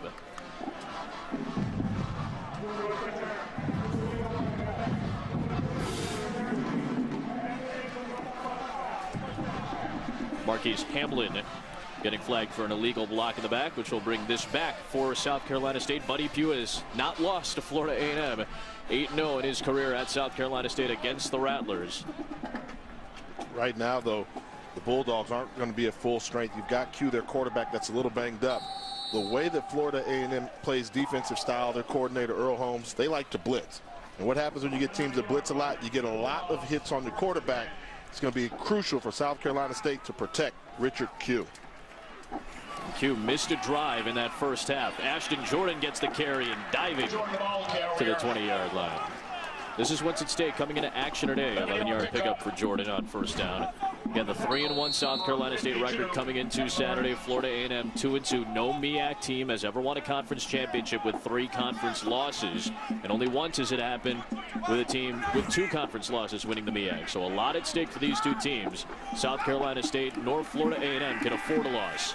Q finds his man Caleb Davis. Well, Davis hasn't done much through the air today, but he picks up 20 yards on that nice slant. good job of just going down the seam, and you'll see Q stand strong in the pocket, delivers a great ball to Caleb Davis. And Davis is another one of those young men who play that wide receiver position. His number was called upon unexpectedly, and he's done a great job in spot duty. And there's Davis again. A couple of yards on that screen pass. He'll grab 3. He's the cousin of Richard Q. They played high school football together as well. And Davis really took charge, I think, of this wide receiver core when Leno Elmore was declared ineligible. Caleb Davis is one of our impact players. And he's the reason why. When Elmore's ineligibility came into play, then Caleb Davis had to step up, and he's made a tremendous impact on this Bulldog offensive unit. Come on, that option play. Julius Pendergrass, the freshman, spinning away, cutting back the other way. Pendergrass with a first down inside of FAMU territory before he's dragged down by Folsom. Went from a read to an option to a throw to a cutback. Yeah, I mean, you talk about spread option with the read. He's going there, then he decides to throw the ball. That would have been a lateral. It's a great job by Pendergrass of making sure he made the catch first and then turned on the speed, chose some athleticism, and picked up the first down. Q, quick out route, and he's got Tyler McDonald. He gets swallowed up in coverage after a pickup of 3. Devontae Johnson in on the coverage. Florida A&M is starting to crowd the line of scrimmage and bring pressure on every play. South Carolina State's doing a good job of combating that by going with quick intermediate throws, 5-yard throws, not forcing Q to hold on to the football. He's getting rid of the ball quickly. Jordan gets the handoff on 2nd and 7. A stiff arm for space, has a blocker in front. Ashton Jordan cuts it into the end zone. South Carolina State touchdown. Jordan, touchdown, 46 yards.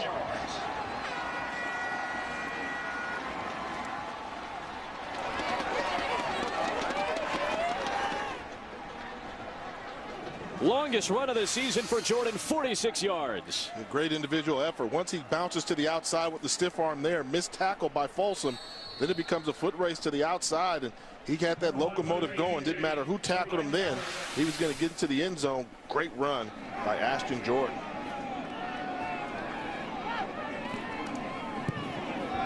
Big plays for South Carolina State have been a factor for the Bulldogs. That 68-yard punt return for a touchdown in the first half, and now Ashton Jordan, the junior from Summerville, South Carolina, takes it all the way home. It's an 11-point Bulldog lead.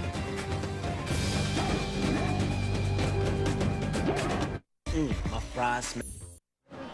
Some of the coaches were ribbing Ashton Jordan on the sideline, saying he was a little bit slow on what was a 46-yard touchdown run for Jordan to put South Carolina State in front by 11 yards. But he was efficient, and I like how one of the coaches came in and said, but he gets the job done, though. Dealt with an ankle injury last season. He was splitting time with Chris Massey, who is now graduated, with a transfer from the Citadel, with a long run to give South Carolina State a double-digit lead once again. Edmund Baker from the 7-yard line. Baker with a head of steam. And he gets swung down. Good play by Toby Goodson in kick coverage. Let's take a look at our Lexus playbook, brought to you by Lexus. I think it's going to come off of the bunch formation. What type of success will Florida A&M have? This is the bunch right here. The key is they know the coverage they're going to get. Can they get efficient throws out of it? If you know you're going to get quarter coverage, take the underneath stuff, and then once they start to come up, go with the one-on-one matchup that you'll get on the backside. Same thing here. Bunch formation here. One-on-one on the bottom of your screen. If they can take advantage of that and get the ball to some playmakers, they can have an opportunity to put some points on the board. And they're going to open up the second half, their first offensive play in the bunch formation. There it is right there. They realize they're giving them trouble schematically. It opens up the throwing lanes. Tariq McBurst will get the handoff on first down. Stays on his feet after Donovan Richard was dragging him a little bit. Just a yard on that first down carry for McBurst, who, remember, is coming off a career-high 214 yards last week, 218 yards last week. He only had 26 in the first half. And that's what happens. Once you start to make a statement type of game, then the other team realizes that you're a valuable weapon to your offense. They game plan against you. McBurst, the MEAC Offensive Player of the Week, former Purdue Boilermaker.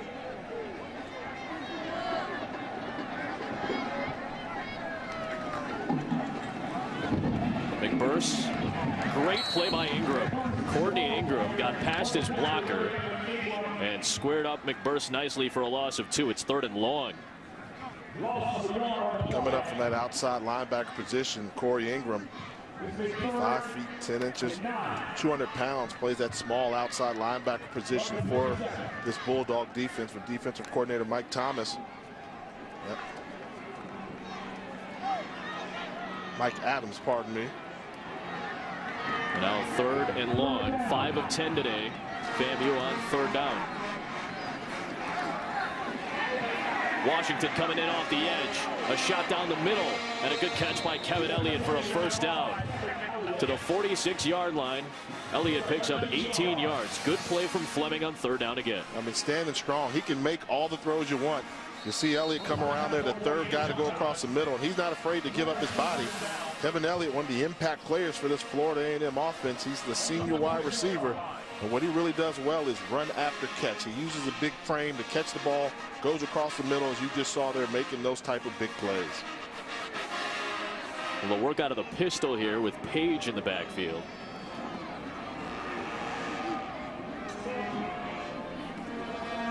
Put Elliott in the slot. He's open down the middle. Instead, Fleming will take off. He dives close to the sticks. They put Elliott into the slot that time, and he went straight up, and I think Fleming wanted him, but you talk about the defensive line getting your hands up, at least trying to deter the quarterback, and Fleming ends up turning it into a solid run.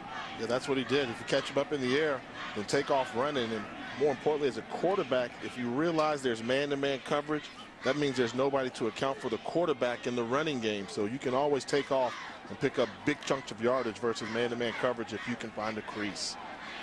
Original spot had it maybe a yard short, but Darrell Davis comes over and says that's a 1st down run for Fleming. Play fake to Page. Fleming, that underneath throw.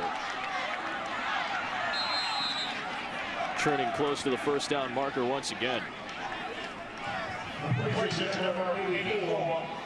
It's a good job here by Fleming. Watch the timing of the play action. Once he does the fake, turn around, square your feet, know where you're going with the football, deliver a strike. So often, young quarterbacks turn their back to the defense and they lose their whereabouts and they start trying to read the whole coverage. Get a good pre-snap read, deliver the ball on time with good pace. Damian Fleming getting it done. Came in at 54% completion rate. He just found another receiver. That was Anthony Ray, his 1st catch of the year. And now Levante Page hustling up the middle, and Joseph Thomas comes up to meet him. Good play by Thomas out of the linebacker spot.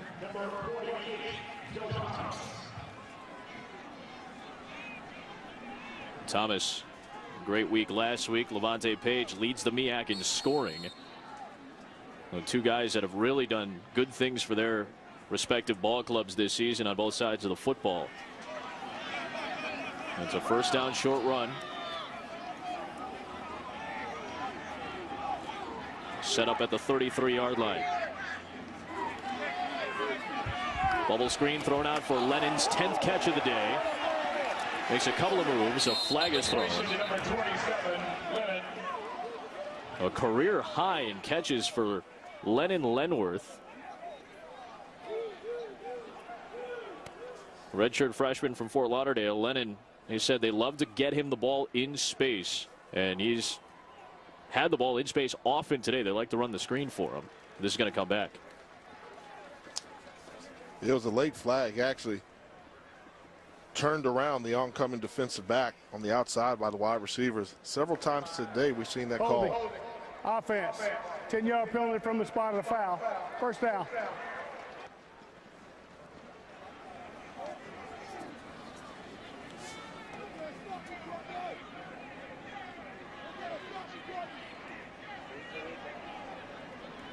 FAMU with another penalty chalked on.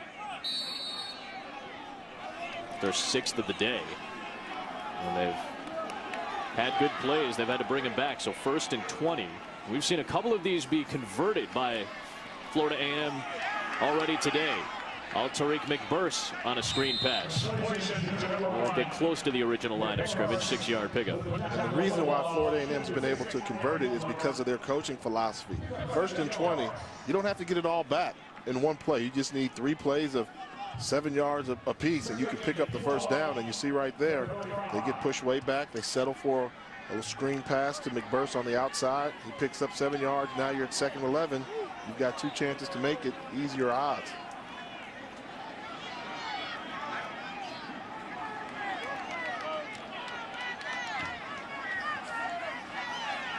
Lennon goes across the middle.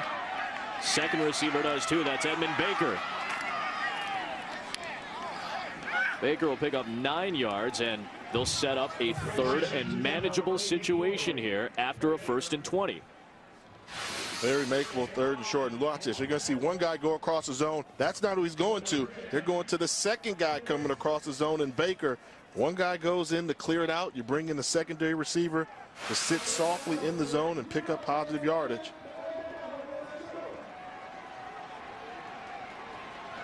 Joe Taylor's team is above 50% on 3rd down today.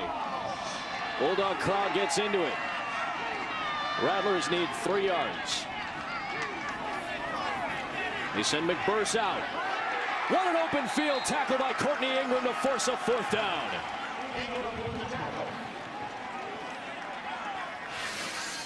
Courtney Ingram coming from that outside position. We've seen him do this once before. Once he recognizes it, watch him get shot out of a cannon. Go underneath. Beat the attempted block by Kevin Elliott to make the big tackle for a loss.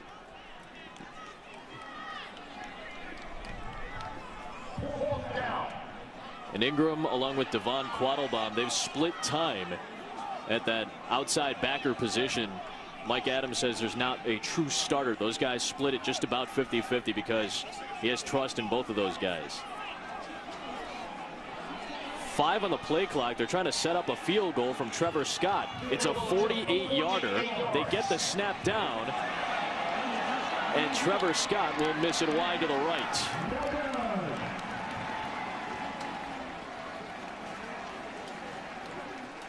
His long was 44. He cannot connect from 48 yards, and FAMU, a couple of penalties hold him back. And with 6:46 to go, South Carolina State maintains a double-digit lead. They take 6 minutes off the clock. They can't score 3.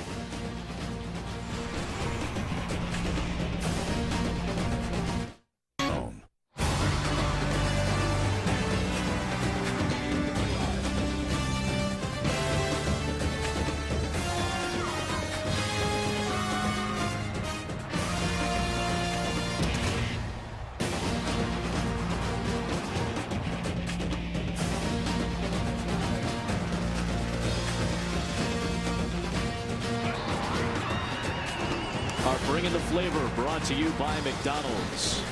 And a good one today from Orangeburg, South Carolina. South Carolina State with a 24-13 lead. Under 7 minutes to go here in this 3rd quarter. Long touchdown run from Ashton Jordan to give South Carolina State that double-digit lead. And now after a turnover on downs, and rather a missed field goal, I should say, Antoine Kerr from Richard Q gets a 1st down catch of 6 yards. That sets up 2nd and 4 for the Bulldogs, who have a big opportunity to really dig a stake through the Rattlers right now. And Florida A&M does not have the ability to get to Richard Q. Great job of play selection being called here by Kevin McGorkick, the offensive coordinator for South Carolina State. Short passing games, intermediate. Don't risk your quarterback getting hit, and he's completing the football. Richard Q missed a drive because of a banged-up shoulder in the 2nd quarter, but came right back. He's had a very solid day so far. On that option read, though, he gets run down by Bobby Jackson. Probably one of the only miscues by Richard Q tonight. When you've got that dive option, if it's not there, take it, just run forward. They can live with that. But you don't start moving backwards when that defensive end has got your number. It's a loss of 14 yards. And a good play from Bobby Jackson, the junior from Miami. It sets up 3rd and long for South Carolina State.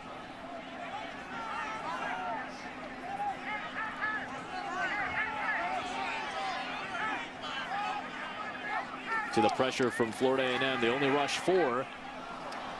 That pass out of the reach of Marcus Lloyd.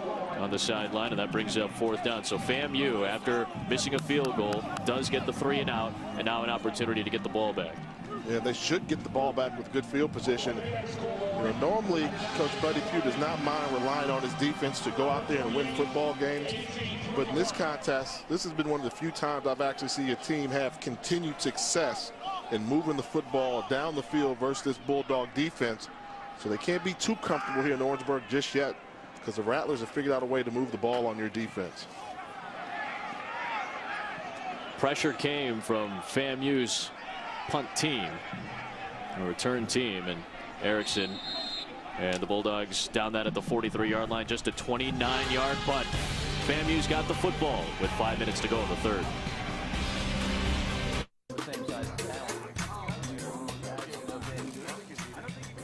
It could be this big, that big, whatever. Bring it on. Guys live their life a little differently. And we get it. So we built Sport Clips exclusively for you. We know happiness is a big screen TV, a legendary hot steam towel, and a great haircut from men's and boys specialists. Sport Clips. It's good to be a guy. Find the store near you and ask for our MVP treatment. $994.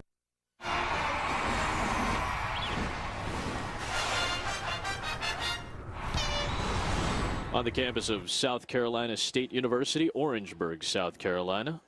Very short drive from Columbia and a couple of hours south of Charlotte.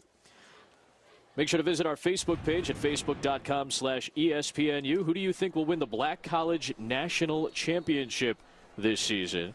And Buddy Pugh's team right in the mix of things right now as they enter action at a 4-3, 3-1 in the MEAC.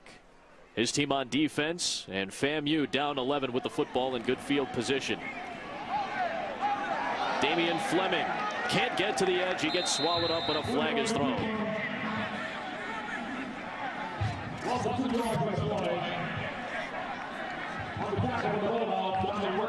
Late flag, Darrell Davis. Offense, number 64, 10-yard penalty, 1st down. Left tackle Jerry and Moreland. This is the Black College football poll. South Carolina State ranked number 3. Alabama State number 1. We'll see them next week in the Magic City Classic. Norfolk State number 2 coming in action this week. Yeah, I think they'll drop because they lost on Thursday, so that's not taking that into account. Tough. Often you don't see teams win with 3 losses, and although those have been some losses against some very good football teams, South Carolina State, I can't see them do it. I think number 4 is a dark horse. Is that right? Jackson State, ineligible for the SWAC title. But if they go 10-1, a lot of people around the country are going to think this is a really good football team. And their only loss on the year has been to a very good Alabama State team. On 1st and 20, pressure comes in. Pat Washington picks up the sack. 18.5 of those in his career. And a 9-yard loss, forcing 2nd and a mile. Pat Washington comes from that defensive end position there. This is going to be him right here. And you're going to see him just go mano-a-mano, get underneath the shoulder pads, lower it, the shoulders, get a good leverage, and he actually beat Jerry and Moreland, the offensive tackle, there right away. Pat Washington comes up with a big hit on the quarterback. 2nd sack of the day for South Carolina State. So a holding on Moreland, and then he gets beaten by Washington to force 2nd and 29. And directly responsible for 19 yards lost right now. Fleming. He's going to get eaten up again. Ronell Ferguson was right in the mix of that as well. And that's a loss of 2. Lataris Douglas was the first one to bring the pressure from the backside. That was one of the few times we've seen Fleming look like a freshman tonight. Left the pocket too soon, had plenty of time, tried to run, and there was nowhere to run with the football. He could have stayed in the pocket, given his wide receivers a little bit more time to get open downfield. And now Joe Taylor sees his team in a 3rd and 31 situation.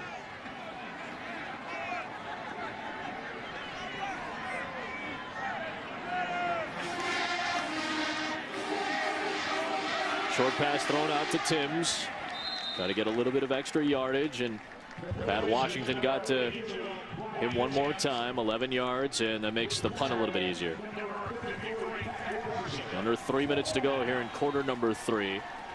FAMU's defense is going to need another stop as their offense, which has had the ball for a majority of the day today, just hasn't converted the opportunities that they've had. Missed field goal, having to settle for a couple of field goals. Haven't been able to punch it in every chance they've gotten. Holdren punts it away, and it gets a very friendly FAMU roll near the 26-yard line. 41-yard punt. ESPNU is the home for passionate college football fans. Check out the experts at 1 and 7 Eastern every Tuesday on ESPNU. Unfiltered conversation, as my man Jay Walker would say. Barbershop talk, except you're talking about football. And Jay will be on the panel this week as well. The experts, 1 and 7 Eastern on Tuesdays, ESPNU. These are the fine minds that will join you this week. Tell you what I really like having on there is when you have a coach on there with Bob Davie, you know, Luganbill, myself, Seahorn, we can talk as players, but having the coach on there to kind of keep us level-headed, even keel, really helps. Ashton Jordan, last time he touched the football, he had a 40-plus yard touchdown run. That time, no gain on the play. And Demarius Folsom came over to check him. That's about from Patrick Scott, a junior from Tallahassee, the Stanford transfer. Well, a handful of transfers you'll see all over the MEAC, all over the SWAC. A lot of Division I FBS guys that have made the transition into these schools. This might be an illegal substitution. On the offense, having more than 11 players for more than 3 seconds. 5-yard penalty, second down. As Julius Pendergrass, the freshman, was in on the huddle. That was great clarification. Yeah. Having more than 12 players in the huddle for more than 3 seconds. Right. I mean, you're going to have extra guys in the huddle every now and again, but you got to check in and out quickly. And the freshman with the late exit, and it's 2nd and 15 for Richard Q. And I think if you're Florida A&M, you've got to create some offense right now defensively. You've got to bring some pressure, sell out, try and get to the quarterback to get the turnover. One-on-one opportunity, and the pass thrown behind Dennis Rowe. Redshirt freshman has 1 catch this season. It was thrown behind him by Q, and now 3rd and 15. I talked to Kevin McGuirk at halftime, the offensive coordinator for South Carolina State. Asked him how's Richard feeling. He said he had a bump on his shoulder from last week, and that's why he felt it be tightened up a little bit when he was hit in the second quarter, was out for that series. Well, so far in the second half, he hasn't been touched. So they've done a great job making some adjustments to protect him. Remember, FAMU leads the MEAC in sacks. Only 4 rush on this play. Check down to Ashton Jordan, and he'll get the first down. Good catch and run from Jordan to move the sticks for South Carolina State. 21 yards. You look at all the time that Q has to go through his progressions. He's just looking. Everybody's looking left, looking right. Had time to come back to Jordan, who was just a check down and able to pick up the first down. Jordan will get the read handoff. Not much here. Just a yard, and Demarius Folsom with the tackle once more. That's a name we haven't called much. Has been Folsom. Palmer and Pollock Mondays at 1 and 9 Eastern on ESPNU. Jesse and David will break down what happened this past week in college football, and they'll let you know what's going on in the upcoming week's big games. It's the Palmer and Pollock show on ESPNU. And I agree with you. Folsom's been a little bit more quiet than maybe we expected. 2nd and 10 for the Bulldogs with under a minute to go in the third. Q, confident throw, but a little bit too tall for Dwayne Clark, who came in as a backup for Richard Q, and Q was out that series in the first half.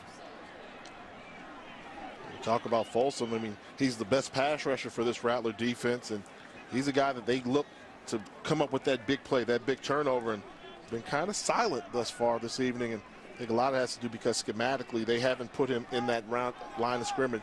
They've really been spreading him out.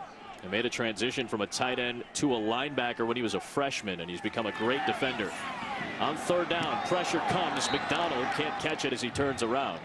Coverage from Devontae Johnson, and 4th down coming up. On 3rd down, Q with a quick pass, and FAMU brought some pressure that time against him. Yeah, and Q's going to get rid of the ball on time, and that's one where the Bulldog wide receiver's got to come out of his break expecting to catch the football. He didn't. So the defense for Florida A&M, after giving up the long run, they've got a couple stops. If they can put some points on the board here with the offensive unit, get that going, they can get right back in this football game, make it a very interesting 4th quarter. Erickson punting. Erickson, good protection. Lashad Tooks will not signal for the fair catch. He'll make the grab at the 22, and not much of a return after a 35-yard punt. So you look at the top teams in the MEAC, the top 4 clubs, this is who they have to play the rest of the way after this week. And it's interesting. I mean, you see South Carolina State, they go to Howard University, so that'll be the one that they should win. A&T will be the one that will really determine what happens. Now, A&T is right now tied with Howard University, so that's a good one. I think the toughest one is A&T. I think Norfolk State has a really good shot at winning the MEAC crown there. Despite the loss a couple of nights ago against Bethune. Despite the loss, because when it comes down to the tiebreak, the first judge is the head-to-head battle. And that was a huge win by Norfolk State to beat this South Carolina State team. Fleming, nearly 250 yards passing on the day. He finds Kevin Elliott across the 30-yard line. Pick him up 9 yards. Good catch from Elliott on first down. And a very solid day for Fleming, but the ability to convert, that's been the big issue today so far for FAMU. And he's overcome a lot, too. I mean, I think we were talking, Florida A&M's got 7 penalties on the day. 4 of those have been offensive holding. I mean, normally that kills drives, but they've been able to overcome some of those holding penalties and still put some points on the board. Play clock, or game clock was winding down. That'll take us to the end of the third quarter. Well, Florida A&M has an 11-point mountain to climb with 15 minutes to go. Huge MEAC game. The 3-1 Bulldogs trying to make it 9 straight against Florida A&M. The Rattlers trying to snap that stretch, pick up their first win against the Bulldogs since 01. Fourth quarter coming up. The big boys, the front line for South Carolina State today, and the blocking's been essential for some big plays for the Bulldogs. First special teams touchdown of the season for South Carolina State. Darius Drummond with a 68-yard punt return for a touchdown in the first half. That made it a 14-6 ball game. And you see what Florida A&M and South Carolina State have done offensively, how they've differed. It's been big plays for South Carolina State. Meanwhile, FAMU's been the more methodical team as they've got the football down 11 to start the fourth quarter. And Tariq McBurst gets wrapped up behind the line of scrimmage. We take a look at our game summary today. Richard Q and Damian Fleming, the inexperienced quarterbacks, have been at the helm of these two teams. And I think what you talked about is reflected right there in the time of possession. FAMU's been more methodical going down the field, but they've only put up 13 points. South Carolina State has turned opportunity into big opportunities, big plays, and they've got the lead. On 3rd and 1, handoff goes to their third down man, their power runner Page, for a first down run of 4 yards. And FAMU does move the football. This is a team that hadn't run the football well this season, but now they've got a couple of guys that they trust, Page especially on those short yardage spots. Page is their go-to guy in short yardage situations, and McBurst is their home run hitter who they like to use. And something to look forward to in the fourth quarter is Florida A&M has already run 63 offensive plays. South Carolina State's only run 38. You can keep a team off the scoreboard for 3/4 of a game, but the key is, are they going to wear down in the fourth quarter? And see how the freshman does too. Damian Fleming has passed the ball a lot today. Here he'll hand off to Page. And he gets knocked around once again. In play by Justin Hughes. Really came on strong last week. The freshman from Virginia Beach, Mike Adams, the defensive coordinator, says he has some ways to go, but he's very solid. Just an abundance of riches in the linebacking core for South Carolina State. That's what they want. He's got what you like to see. That guy that likes to run sideline to sideline. Doesn't matter if you're a freshman or a senior. All defensive coordinators like those guys that have those high motor type guys that consistently move around and cause havoc on the football field. 2nd and 8 for Fleming.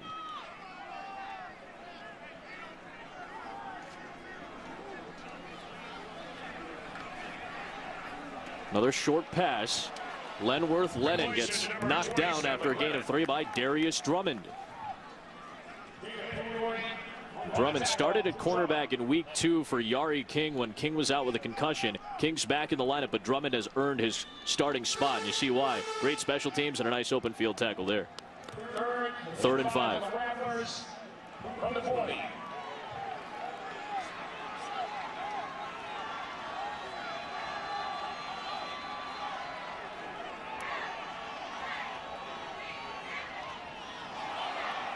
How about that? Jumping the snap, Pat Washington. The snap was after he had already crossed into the neutral zone. There is a flag on the sideline. Offside. Defense, number 53. 5-yard penalty. 3rd down. You're going to see Washington come from right here. He's going to shoot through, and they don't blow the whistle, so what do? You're taught once you go through, if you get stuck in no man's land, just play till you hit the whistle. Gets a free shot in on the quarterback. But he was clearly offside. That was a late whistle, which calls for Fleming to get hit unnecessarily.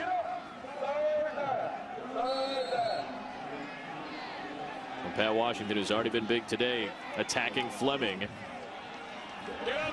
Still third down, so it sets up third and very short for FAMU. Jackson in front of Page in the backfield. They give it to Page, who dives ahead. Should have it out for the first down. Again, this is what FAMU has done. You said this earlier. They've put themselves in third and short opportunities. Even at times when they've had first and long, second and long, they've still done a good job on those plays early in those series to make sure they have opportunities on third down. Yeah, they chip away with it. And what really helps is when you got a quarterback that's efficient with the football, that's completing a high number of passes. No need the yardage down the field, but if you've got a quarterback that's completing balls for positive yardage, then you're always going to be in attainable or makeable third down situations. Quick screen thrown out to Lennon. A short pickup. Yeah, a late hit. And it might be a late hit. There will be a couple of flags go flying.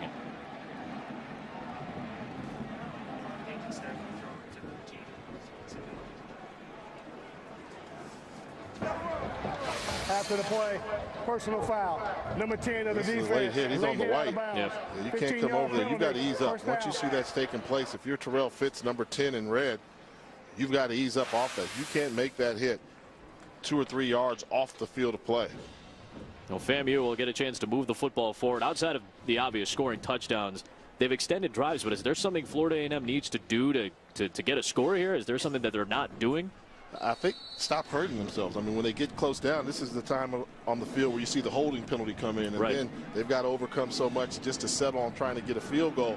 So if they can stop holding on first and second down, they can get it done on third down. Now, as good as they've been on third down in those short situations, setting them up, they still have to go from long range first and second down. Razzle dazzle. They had an opportunity with Elliott, and Elliott will get called for a flag here. Richard was bringing pressure on Kevin Elliott on the reverse.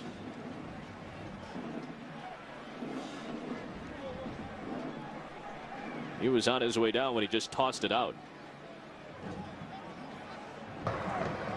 Intentional grounding. Number 5. Penalty is loss of down at the spot of the foul. Second down. And that's where Elliott, not being a quarterback, doesn't realize, not only going to lose it down, but it's going to happen from where it took place. And he's there. There's nobody close. They tried to do the razzle-dazzle. He's got to get rid of it there or run. Realizes he cannot run him. Just throws the ball to nobody. That really, really puts a sting on this drive for Florida A&M. Exactly what you just talked about. And penalties have been an issue today. 8 of them now for FAMU, so they get pushed back and lose it down.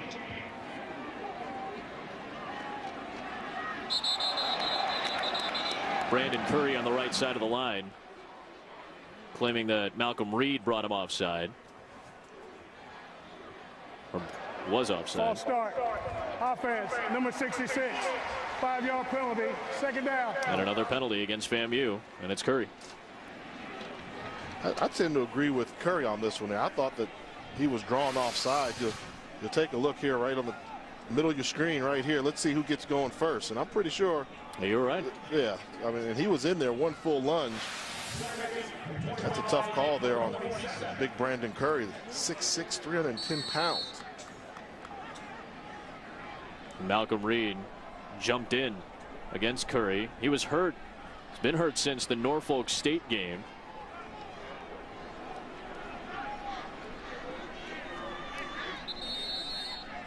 But they like Ferguson. They have Washington. They've got Reed.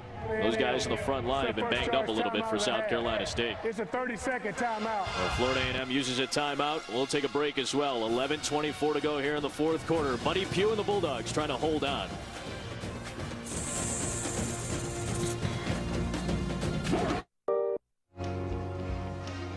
Some of the greats, the Hall of Famers. You got to look at the Secretary of Defense, one of them, Deacon Jones, Marion Motley as well, part of the class of 1968, and then Harry Carson, of course, 2-time MEAC Defensive Player of the Year. And you look at Florida A&M's Bullet Bob who is also, outside of just a great football player, was an Olympic gold medalist twice in 1964 at the Summer Olympics.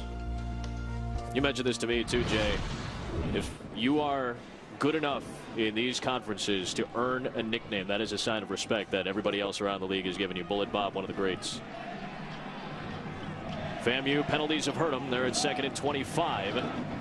Screen thrown to Timms. Good ankle tackle by Lataris Douglas. This is Bullet Bob Hayes.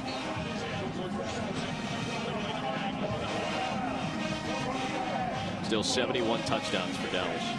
You know, Bullet Bob is a guy, they said they created the cover 2 defense for Bob Hayes. Tom Landry in practice said, well, how are we going to stop a guy that fast? You can't let him start momentum. So they said, we'll have one guy jam him underneath and another guy play over the top. And Bullet Bob, the reason for the cover 2. Right. Florida A&M got roughing the passer. So although they got the pass off, South Carolina State put a late hit on Damian Fleming for the roughing the passer, which gave them the first down. Another roughing the passer penalty. Both teams have put themselves in a weird spots, tough spots with penalties today. But 1st and 10 for FAMU, down by 11 points. Fighting for the yardage, it's Altorica McBurse, who's been held down today. Picks up 5 yards there, but remember, a 200+ yard rushing performance last week and only 34 yards today on a dozen carries. You know, they game plan for him, and right now I think for Florida A&M, you've got to start making some throws towards the end zone. You've got a little over 10 minutes left in this football contest. You're going to need at least 2 scores. You know, you've got a quarterback that's having an efficient day, not throwing interceptions. Damian Fleming's 31 of 37. Trust him with the football, trust him to make some downfield attempts. They haven't taken advantage of chances. This is the 6th drive of the day of 10 plays or more. McBurse trying to get to the perimeter. Quattlebaum cut him off, so he'll cut back. He's got a blocker. McBurse. It's fumbled inside the 10-yard line, and South Carolina State has it. It looked like Thomas picked it up. Fleming's coming out saying it's still our ball out of bounds. Kevin Elliott trying to rip it away at the end of that play. It looked like Thomas jumped on top of it. McBurse went 16, got tripped up, lost the ball for a moment. This is the play. They had McBurse bottled up pretty well, nowhere to go. But if you're a good enough athlete, you can come across the grain, and he does. Now, you got to change that ball, put it in your left hand right now. Once you get on the sideline, he doesn't, and that's why that ball came loose. And they were very fortunate to recover it if they did. Helmet on the football. It's out. Yeah, he's out of bounds. He's out of bounds, and that's why. And Darius Drummond tripped him up. And again, if you're out of bounds and then you play the ball, and you saw Thomas's feet slide out of bounds first, then he grabbed possession of the ball. And that's why FAMU retains possession of the football just outside of the 10-yard line. So I think the officials right now are they doing a review of this to make sure?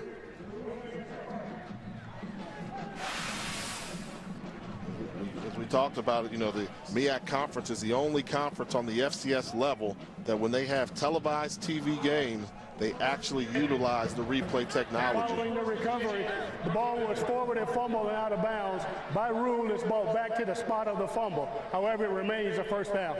So the 16-yard pickup still stands. Again, that call was confirmed, which means there was indisputable video evidence proving that the initial ruling on the field was correct. Well, Eddie Rocker now in the backfield. It's 1st and 10 outside of the 10-yard line. Rocker cuts one way and another, gets out of a tackle, and finally gets dragged out at the 4. Good play by Alex Glover to recover. Glover brought him down, but Christian Thompson came into the backfield and missed that tackle. Good balance here by Rocker. You know he likes to bounce outside, the speed back. Makes the first guy miss, keeps going, gets that much closer to the end zone. Rocker has 3 touchdowns on the ground this season. He's the guy with the great vision. He had the vision to cut it back there. 2nd and 3. Rocker with a stiff arm, but Glover gets him again. Good second effort by Glover, and now third down. They can get inside the 1-yard line, but it's a tough spot right now for FAMU, which absolutely needs a touchdown, down by 11 points with under 9 to go. And you see what they've done in the red zone. Remember, they came into this game having scored a touchdown on 11 consecutive red zone opportunities. Today, a touchdown and 2 field goals. 14th play of the drive. 6.5 minutes plus taken off the clock by the Rattlers here. And a timeout is called. That's the second timeout of this second half used by FAMU. So Joe Taylor only has 1 to work with 8.5 to go. That could play effect. Yeah, you've got to start thinking, hey, if we're down by 11 and we don't have enough timeouts, then this may be 2-down territory for Florida A&M. You know, they need 2 yards in order to pick up a first down. Play some smash mouth football. A little nervous about what I saw them break the huddle with that last one, with that quarterback in the shotgun formation. Get him underneath the center and let him push it in. But who am I to question when I'm going against a winning percentage like this? Yeah, Buddy Pugh is 4th, right behind Joe Taylor. They have a great relationship. Double-digit seasons for both coaches. Pugh in his 10th year as a head coach. 29th season overall for Joe Taylor. It's his 4th year at FAMU. What about the job Buddy Pugh had to do coming in here, replacing a legend? Yeah. You know, the legendary Willie Jeffries, who he played for in the 70s. Whom he played for, who is synonymous with South Carolina State football. And Buddy Pugh has done a good job of keeping the legend alive, but creating his own niche as well. 3rd and 2. Ronald Jackson, the fullback, Page the deep back. They'll hand off to Page. He dives ahead for the end zone and a touchdown.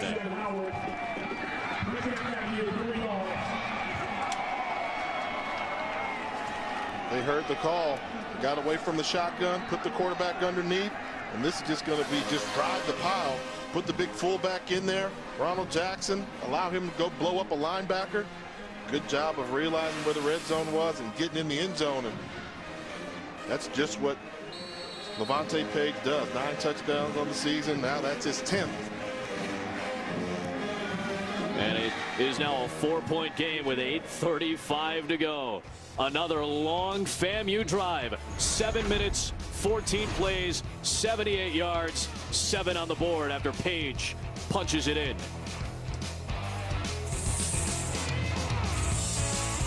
Hey, Stacy. Odds of 4 of you being named Stacy, 1 in 6 million. Odds of Stacy winning a prize, 1 in 4. $1 million! Monopoly at McDonald's is back and better than ever. Odds of LeBron James winning 7 championships, 1 in... Come on, man. Odds of LeBron winning a prize, 1 in 4. Free fry. ESPNU College Football Primetime is presented to you by McDonald's. I'm loving it.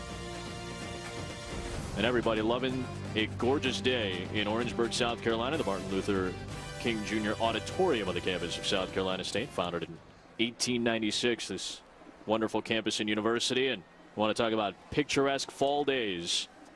A rivalry game, FAMU and South Carolina State, a rivalry that goes back 81 years. And it's a tight one. 4-point game.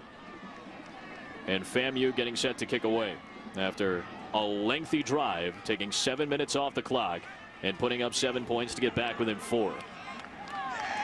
Trevor Scott kicks it away.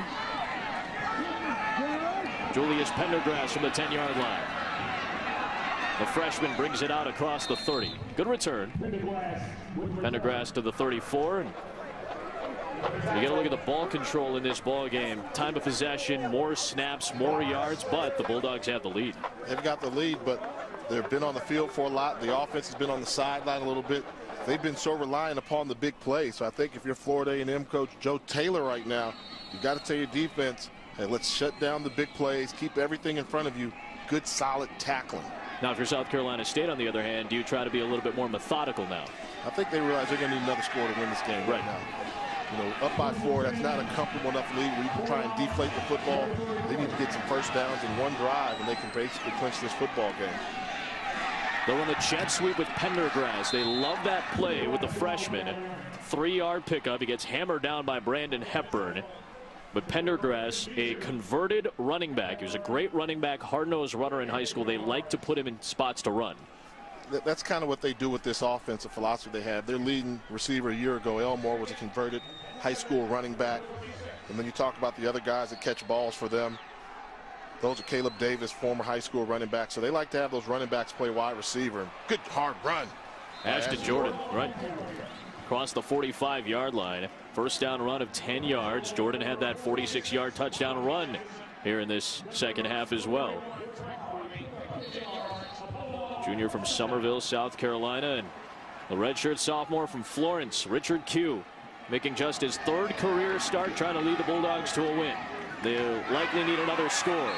Q will have second and long coming up on a bad snap. That's the second bad snap from Tristan Bellamy today.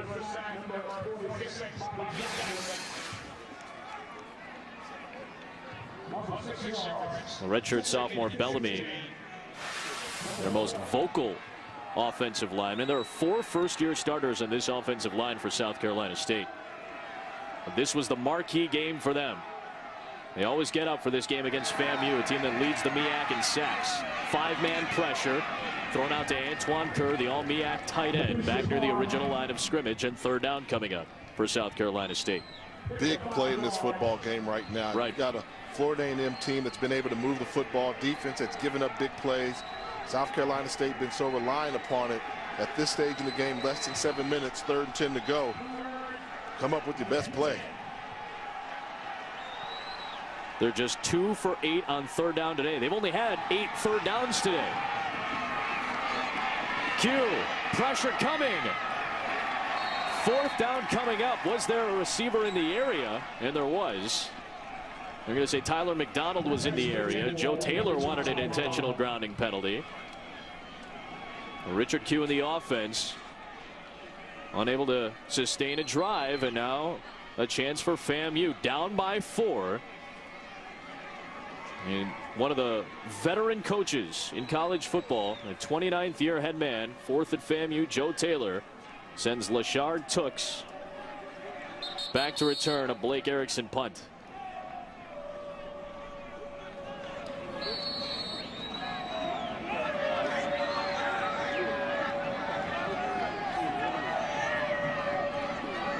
FAMU has brought pressure today. And movement up front for South Carolina State. It's a false start. Offense, number 19, 5-yard penalty, 4th down. McFadden, the defensive back on special teams, called for the false start.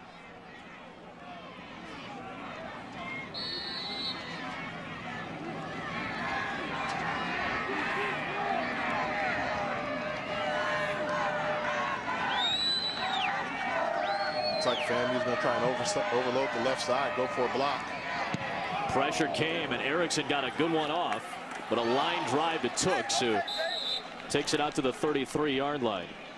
Short return. FAMU takes over down by 4. ESPNU is the home for the passionate college football fans. Our experts will break down the top schools in the country. 3 hours. You'll see it twice on Tuesdays. 1 at 7 Eastern on ESPNU. It's the experts, and along with Anish, Tom, Jason, Brad, Bob, Joey, and of course my man Jay. Why did they put you last, by the way? I was going to say alphabetical order, but then I saw you saw Luganville up at the top. I'll talk to him about it once we get on set, believe me. 1st and 10 for Fleming, who's been efficient today. Rockets run across the middle to Elliott, who's upended at the 45. Kevin Elliott, that's what he likes to do. Use that big frame. He'll give up his body and go across the middle. Fleming looks too hard to the right, comes back to the middle. Watch Elliott leave his feet, catch it, see the defender, know he's going to get knocked off his block, but still comes up with the huge play. 23 yards on Fleming's 32nd completion of the day. Elliott has 5 catches. Timms has 5. McBurris has 4. Lennon has a dozen as he goes in motion. Baker's dozen today for Lenworth Lennon. Not much room to run. He's going to lose a yard. I'm going to bring up 2nd and 11. Right now Ferguson. Go chase him down. And the thinking's got to be right now. You've got a team that's on the ropes. You've been able to move the ball all day, not punch it in, but you did do it on your last possession. I think they can pound the football right now versus this South Carolina State defense. They've got defensive linemen with their hands on their hip. They've been on there for a number of plays, getting near the 70-play marker. You've been able to control them at the line of scrimmage. Surprised to see them still relying upon these wide receiver screens. You'd like to see them get physical right now.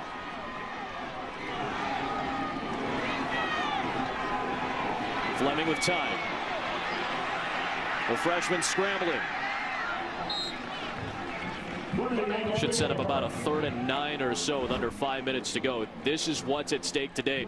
No MEAC team has won a conference title with 3 conference losses. Only once has it happened with 2. South Carolina State and North Florida A&M can really afford a loss right now. Yeah, but you see there's been a change there. North Carolina A&T was undefeated going into today's contest. They got beat by Howard University. Howard at 3-2. Now you got to put them into the playoff, into the mix for the MEAC title.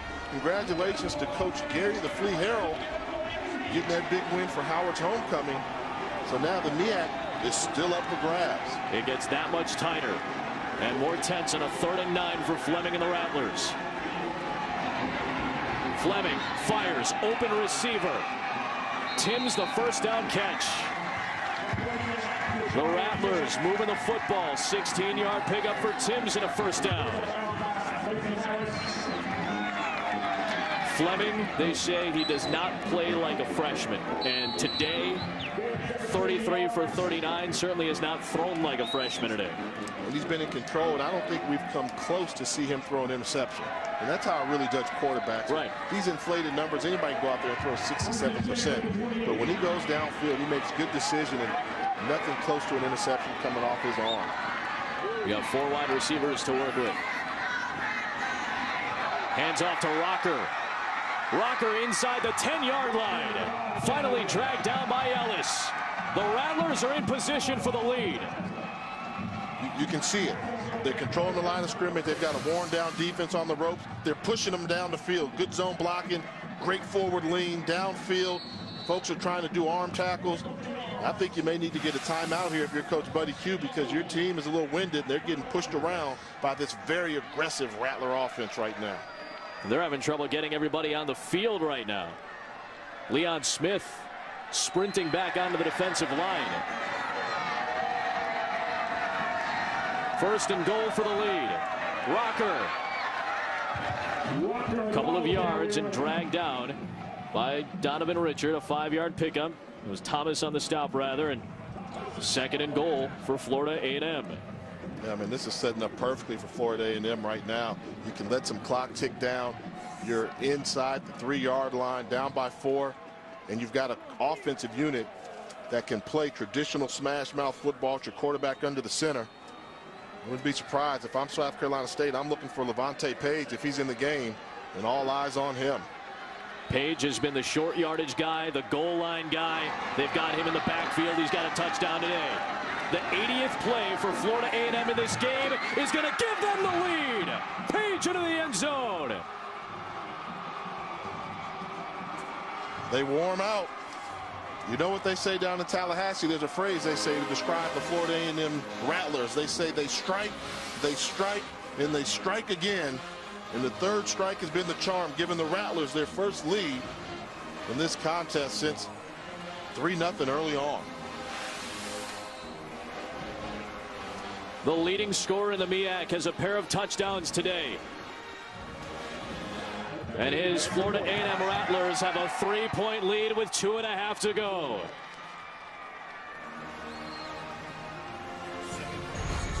The junior from Atlanta on another long drive. This time it takes 4 minutes off the clock. It took 7 plays for 7.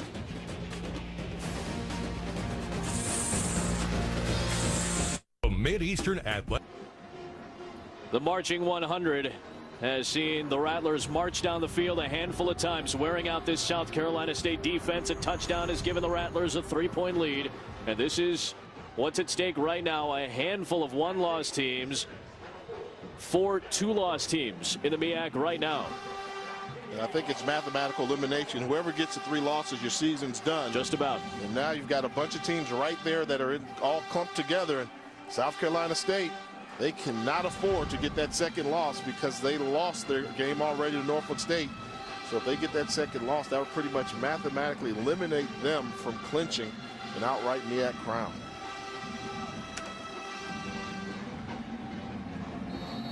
Trevor Scott to kick it away. Jalen Simmons to the 15-yard line. Simmons breaks that first tackle at the 35, gets a couple of extra yards, 22-yard return. 3 timeouts, 2:24 to go. South Carolina State has used the big plays over the course of this ball game. That's how they got their lead, but right now they're on the ropes. I think they're going to have to rely on the big play. I mean, you can't change your stripes in the middle of a football game. You know, South Carolina State 43 plays, Florida A&M has run 80 plays. South Carolina State's only had the ball for 15 minutes. I think you got to look to get Caleb Davis and Tyler McDonald involved in the football game. This is what Jay was alluding to. The time of possession killer. Q will take a shot down the field and nearly intercepted. Was looking for Thomas Williams and Marvin Ross. Part of this FAMU defense that leads the country in interceptions, nearly had a pick. I love the play selection, though. You've got to go vertically down the field. Give your wide receiver an opportunity to go up and make a play, because they're going to need something to spark this offense. And I think you come out throwing for the rest of the football contest. If they can force Florida A&M to play zone, then you've got them changing. We know the FAMU likes to play man-to-man with a lot of blitz. Let's see if Florida A&M gets conservative with their defensive play selection. They'll run a jet sweep. Caleb Davis close to the first down marker. He'll still be a couple of yards short with 2:14 to go.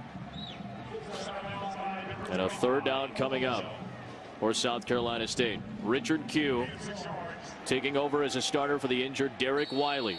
Just his 3rd career start. He was starting to take more ownership. He was starting to turn into a leader. He's got about 2 minutes and a 3rd and 3, down by 3. Here comes the blitz from FAMU. And McDonald wasn't looking for it. Ross on the coverage and a 4th down. And South Carolina State today is 2 for 10 on 3rd downs now. And now it's a 4th and 3, and Q's going to stay on the field. Because they've got the ball in pretty decent field position, they can do that. If they don't get it now, they've got 3 timeouts, right, so they could still force a stand for Florida A&M. FAMU's bringing pressure. They're blitzing again from the outside. Pressure picked up. Back shoulder for Davis and a turnover for FAMU. A minute 58 to go, and the Rattlers have a 3-point lead in the football. How could a luminous protein in jellyfish impact life expectancy in the U.S.? So FAMU has the football, but Buddy Pugh and South Carolina State, as Jay mentioned, 3 timeouts still. They can get stops, stop the clock, and Richard Q could get another opportunity to maybe be the hero today. Well, the Rattlers take over. And they'll go to the ground with their short yardage guy, Page. Got tripped up by Douglas. Got a yard on the play. A minute 52 to go. This is disappointing. And it's a 3-point game with under 2 minutes to go, and everybody's, not everybody, but it seems to be believing right now. Yeah, they're down by 3. They've got all 3 timeouts. If they stop Florida A&M, they can get the ball back with some time on the clock, and to see everybody just heading for the exits, I give the Orangeburg faithful a little bit more credit for their football IQ, but when you see them all heading for the stands like that, you got to start to wonder why they're giving up on the team like that.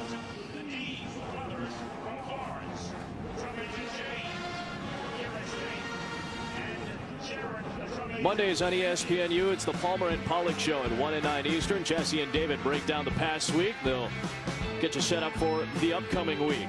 It's the Palmer and Pollock Show on ESPNU, Mondays at 1 and 9 Eastern. Will Richard Q get another opportunity? Now he has to watch from the sidelines as his defense looks for a couple of stops. They have 2 timeouts to work with. A minute 52 to go. It's 2nd and 9 for FAMU. It is Page in the backfield. He'll only get a couple of yards again. Darius Drummond came up to meet him, a 4-yard pickup, and South Carolina State can use another timeout here, which they will, with 1:47 left. Yeah, I mean, it all comes down to this. If they can make the stop right now, they will get the football back. You know, Florida A&M cannot go for it on 4th down, so time management, that's what the coaches make the big bucks for. How do you manage a game at the end of the contest? And Buddy Pugh very thankful that he's got 3 timeouts to hold on to. FAMU very good on 3rd down today. They haven't been phenomenal this season, about 40% or so. Today, 10 for 17, and they've put themselves in situations like this, 3rd and 4, 3rd and 5, and they've converted those spots. They have been, but you know, you got to throw that all out. Now we're talking 4-minute offense time, right? 2-minute offense time. You know, 3rd down conversions, throwing the ball is one thing. Right now, it's, can they get physical enough to get this 1st down on the ground? And give credit to the Bulldog defense. They've really taken it to them these past 2 plays. And you know they're going to run it again. So if you're South Carolina State, make sure they don't get the 1st down, call another timeout, give your offense yet another chance. Sure enough, they put Page in the backfield with the fullback Jackson in front of him. They'll go to Page, and he'll get dragged down by Christian Thompson to force a 4th down. 1:43 to go, and South Carolina State will use its final timeout. The Bulldogs will get the ball back. A great job by the defense of rising to the challenge. This is going to make for an interesting finish. They've got several things they can do. They can go for the punt block, and I would imagine they would do that. When you've got a team that's got the ball inside their 40, if they line up for a punt, you go after it. Even if they get it off, chances are they may kick it into the end zone. So this game is far from over. We have a very interesting finish. Florida A&M with a 3-point lead, 1:43 to go. They have not beaten South Carolina State since 2001. They have not won in Orangeburg in 14 years. 8 consecutive wins for South Carolina State. Buddy Pugh, the head coach of South Carolina State, has never lost to FAMU, and Joe Taylor is only 3-6 against Buddy Pugh lifetime. That counts his days in Hampton. These coaches know each other well. 2 of the veteran coaches, the deans of the MEAC. And they've put on a show today in Orangeburg, South Carolina.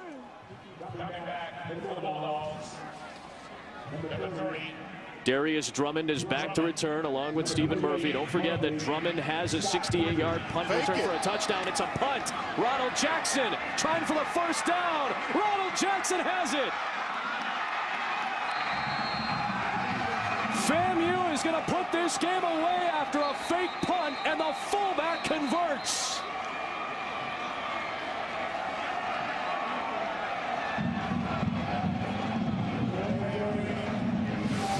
This was the first carry of the year for Ronald Jackson. It goes there and he makes the first guy miss. For the big guy, showed some agility and holds on to the football for the big gain, even threw the spin move in there unnecessarily. But what a gutsy call by Joe Taylor. Season on the line, can't afford to lose on the road. Why not go for it? Control your own destiny. That's a wrap. The Rattlers have come here and struck the Bulldogs. The redshirt senior from Miami converts for his veteran head coach.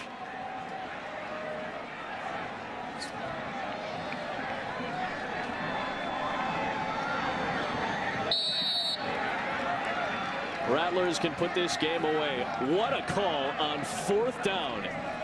Just gutsy. They saw something schematically where if they got the look, they had to take advantage of it. They did, and you got to feel for a guy like Joe Taylor. You know, 2 weeks ago, they lose their homecoming to a Howard University team in which they were winning 21-0 at halftime, right, up 28-0 in the 4th quarter, lose by 1 point. And for them to have the ability to come in here with everything right and everybody saying this or that about the program, that shows you what type of respect his team has for him in just the character of Joe Taylor and the Rattler program.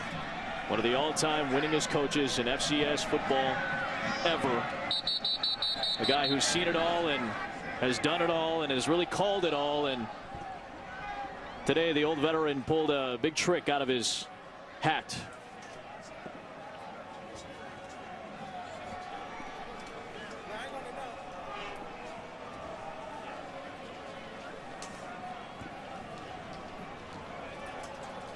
All-time winningest coach in Hampton history. Helped Hampton convert from a D2 program to a 1AA as well. For delay of game, the play clock failed to operate properly. Please put 48 seconds on the game clock, 40 seconds on the play clock. This will only delay the inevitable. It's going to be a victory for Joe Taylor, and FAMU will snap that long losing streak to South Carolina State. When I talked to the Rattlers before the game, they said they got a feeling they were going to have a good performance. They put last year's kind of beat down by the Bulldogs in the past. Thought the Howard University loss actually showed the type of character that his team had, and he had a good feeling about this team. And I always say that's the mark of a really good coach. How well does he have a pulse of his team? It seems to me as if Coach Taylor has not lost the pulse of the Rattler football squad. FAMU holds South Carolina State to 1 score in the second half. And the Rattlers and Joe Taylor come from behind today to pick up a massive MEAC victory. For the first time since 2001, Florida A&M knocks off South Carolina State. This is SportsCenter U. Welcome to SportsCenter U. We had a Hail Mary decide the finish between Wisconsin and Michigan.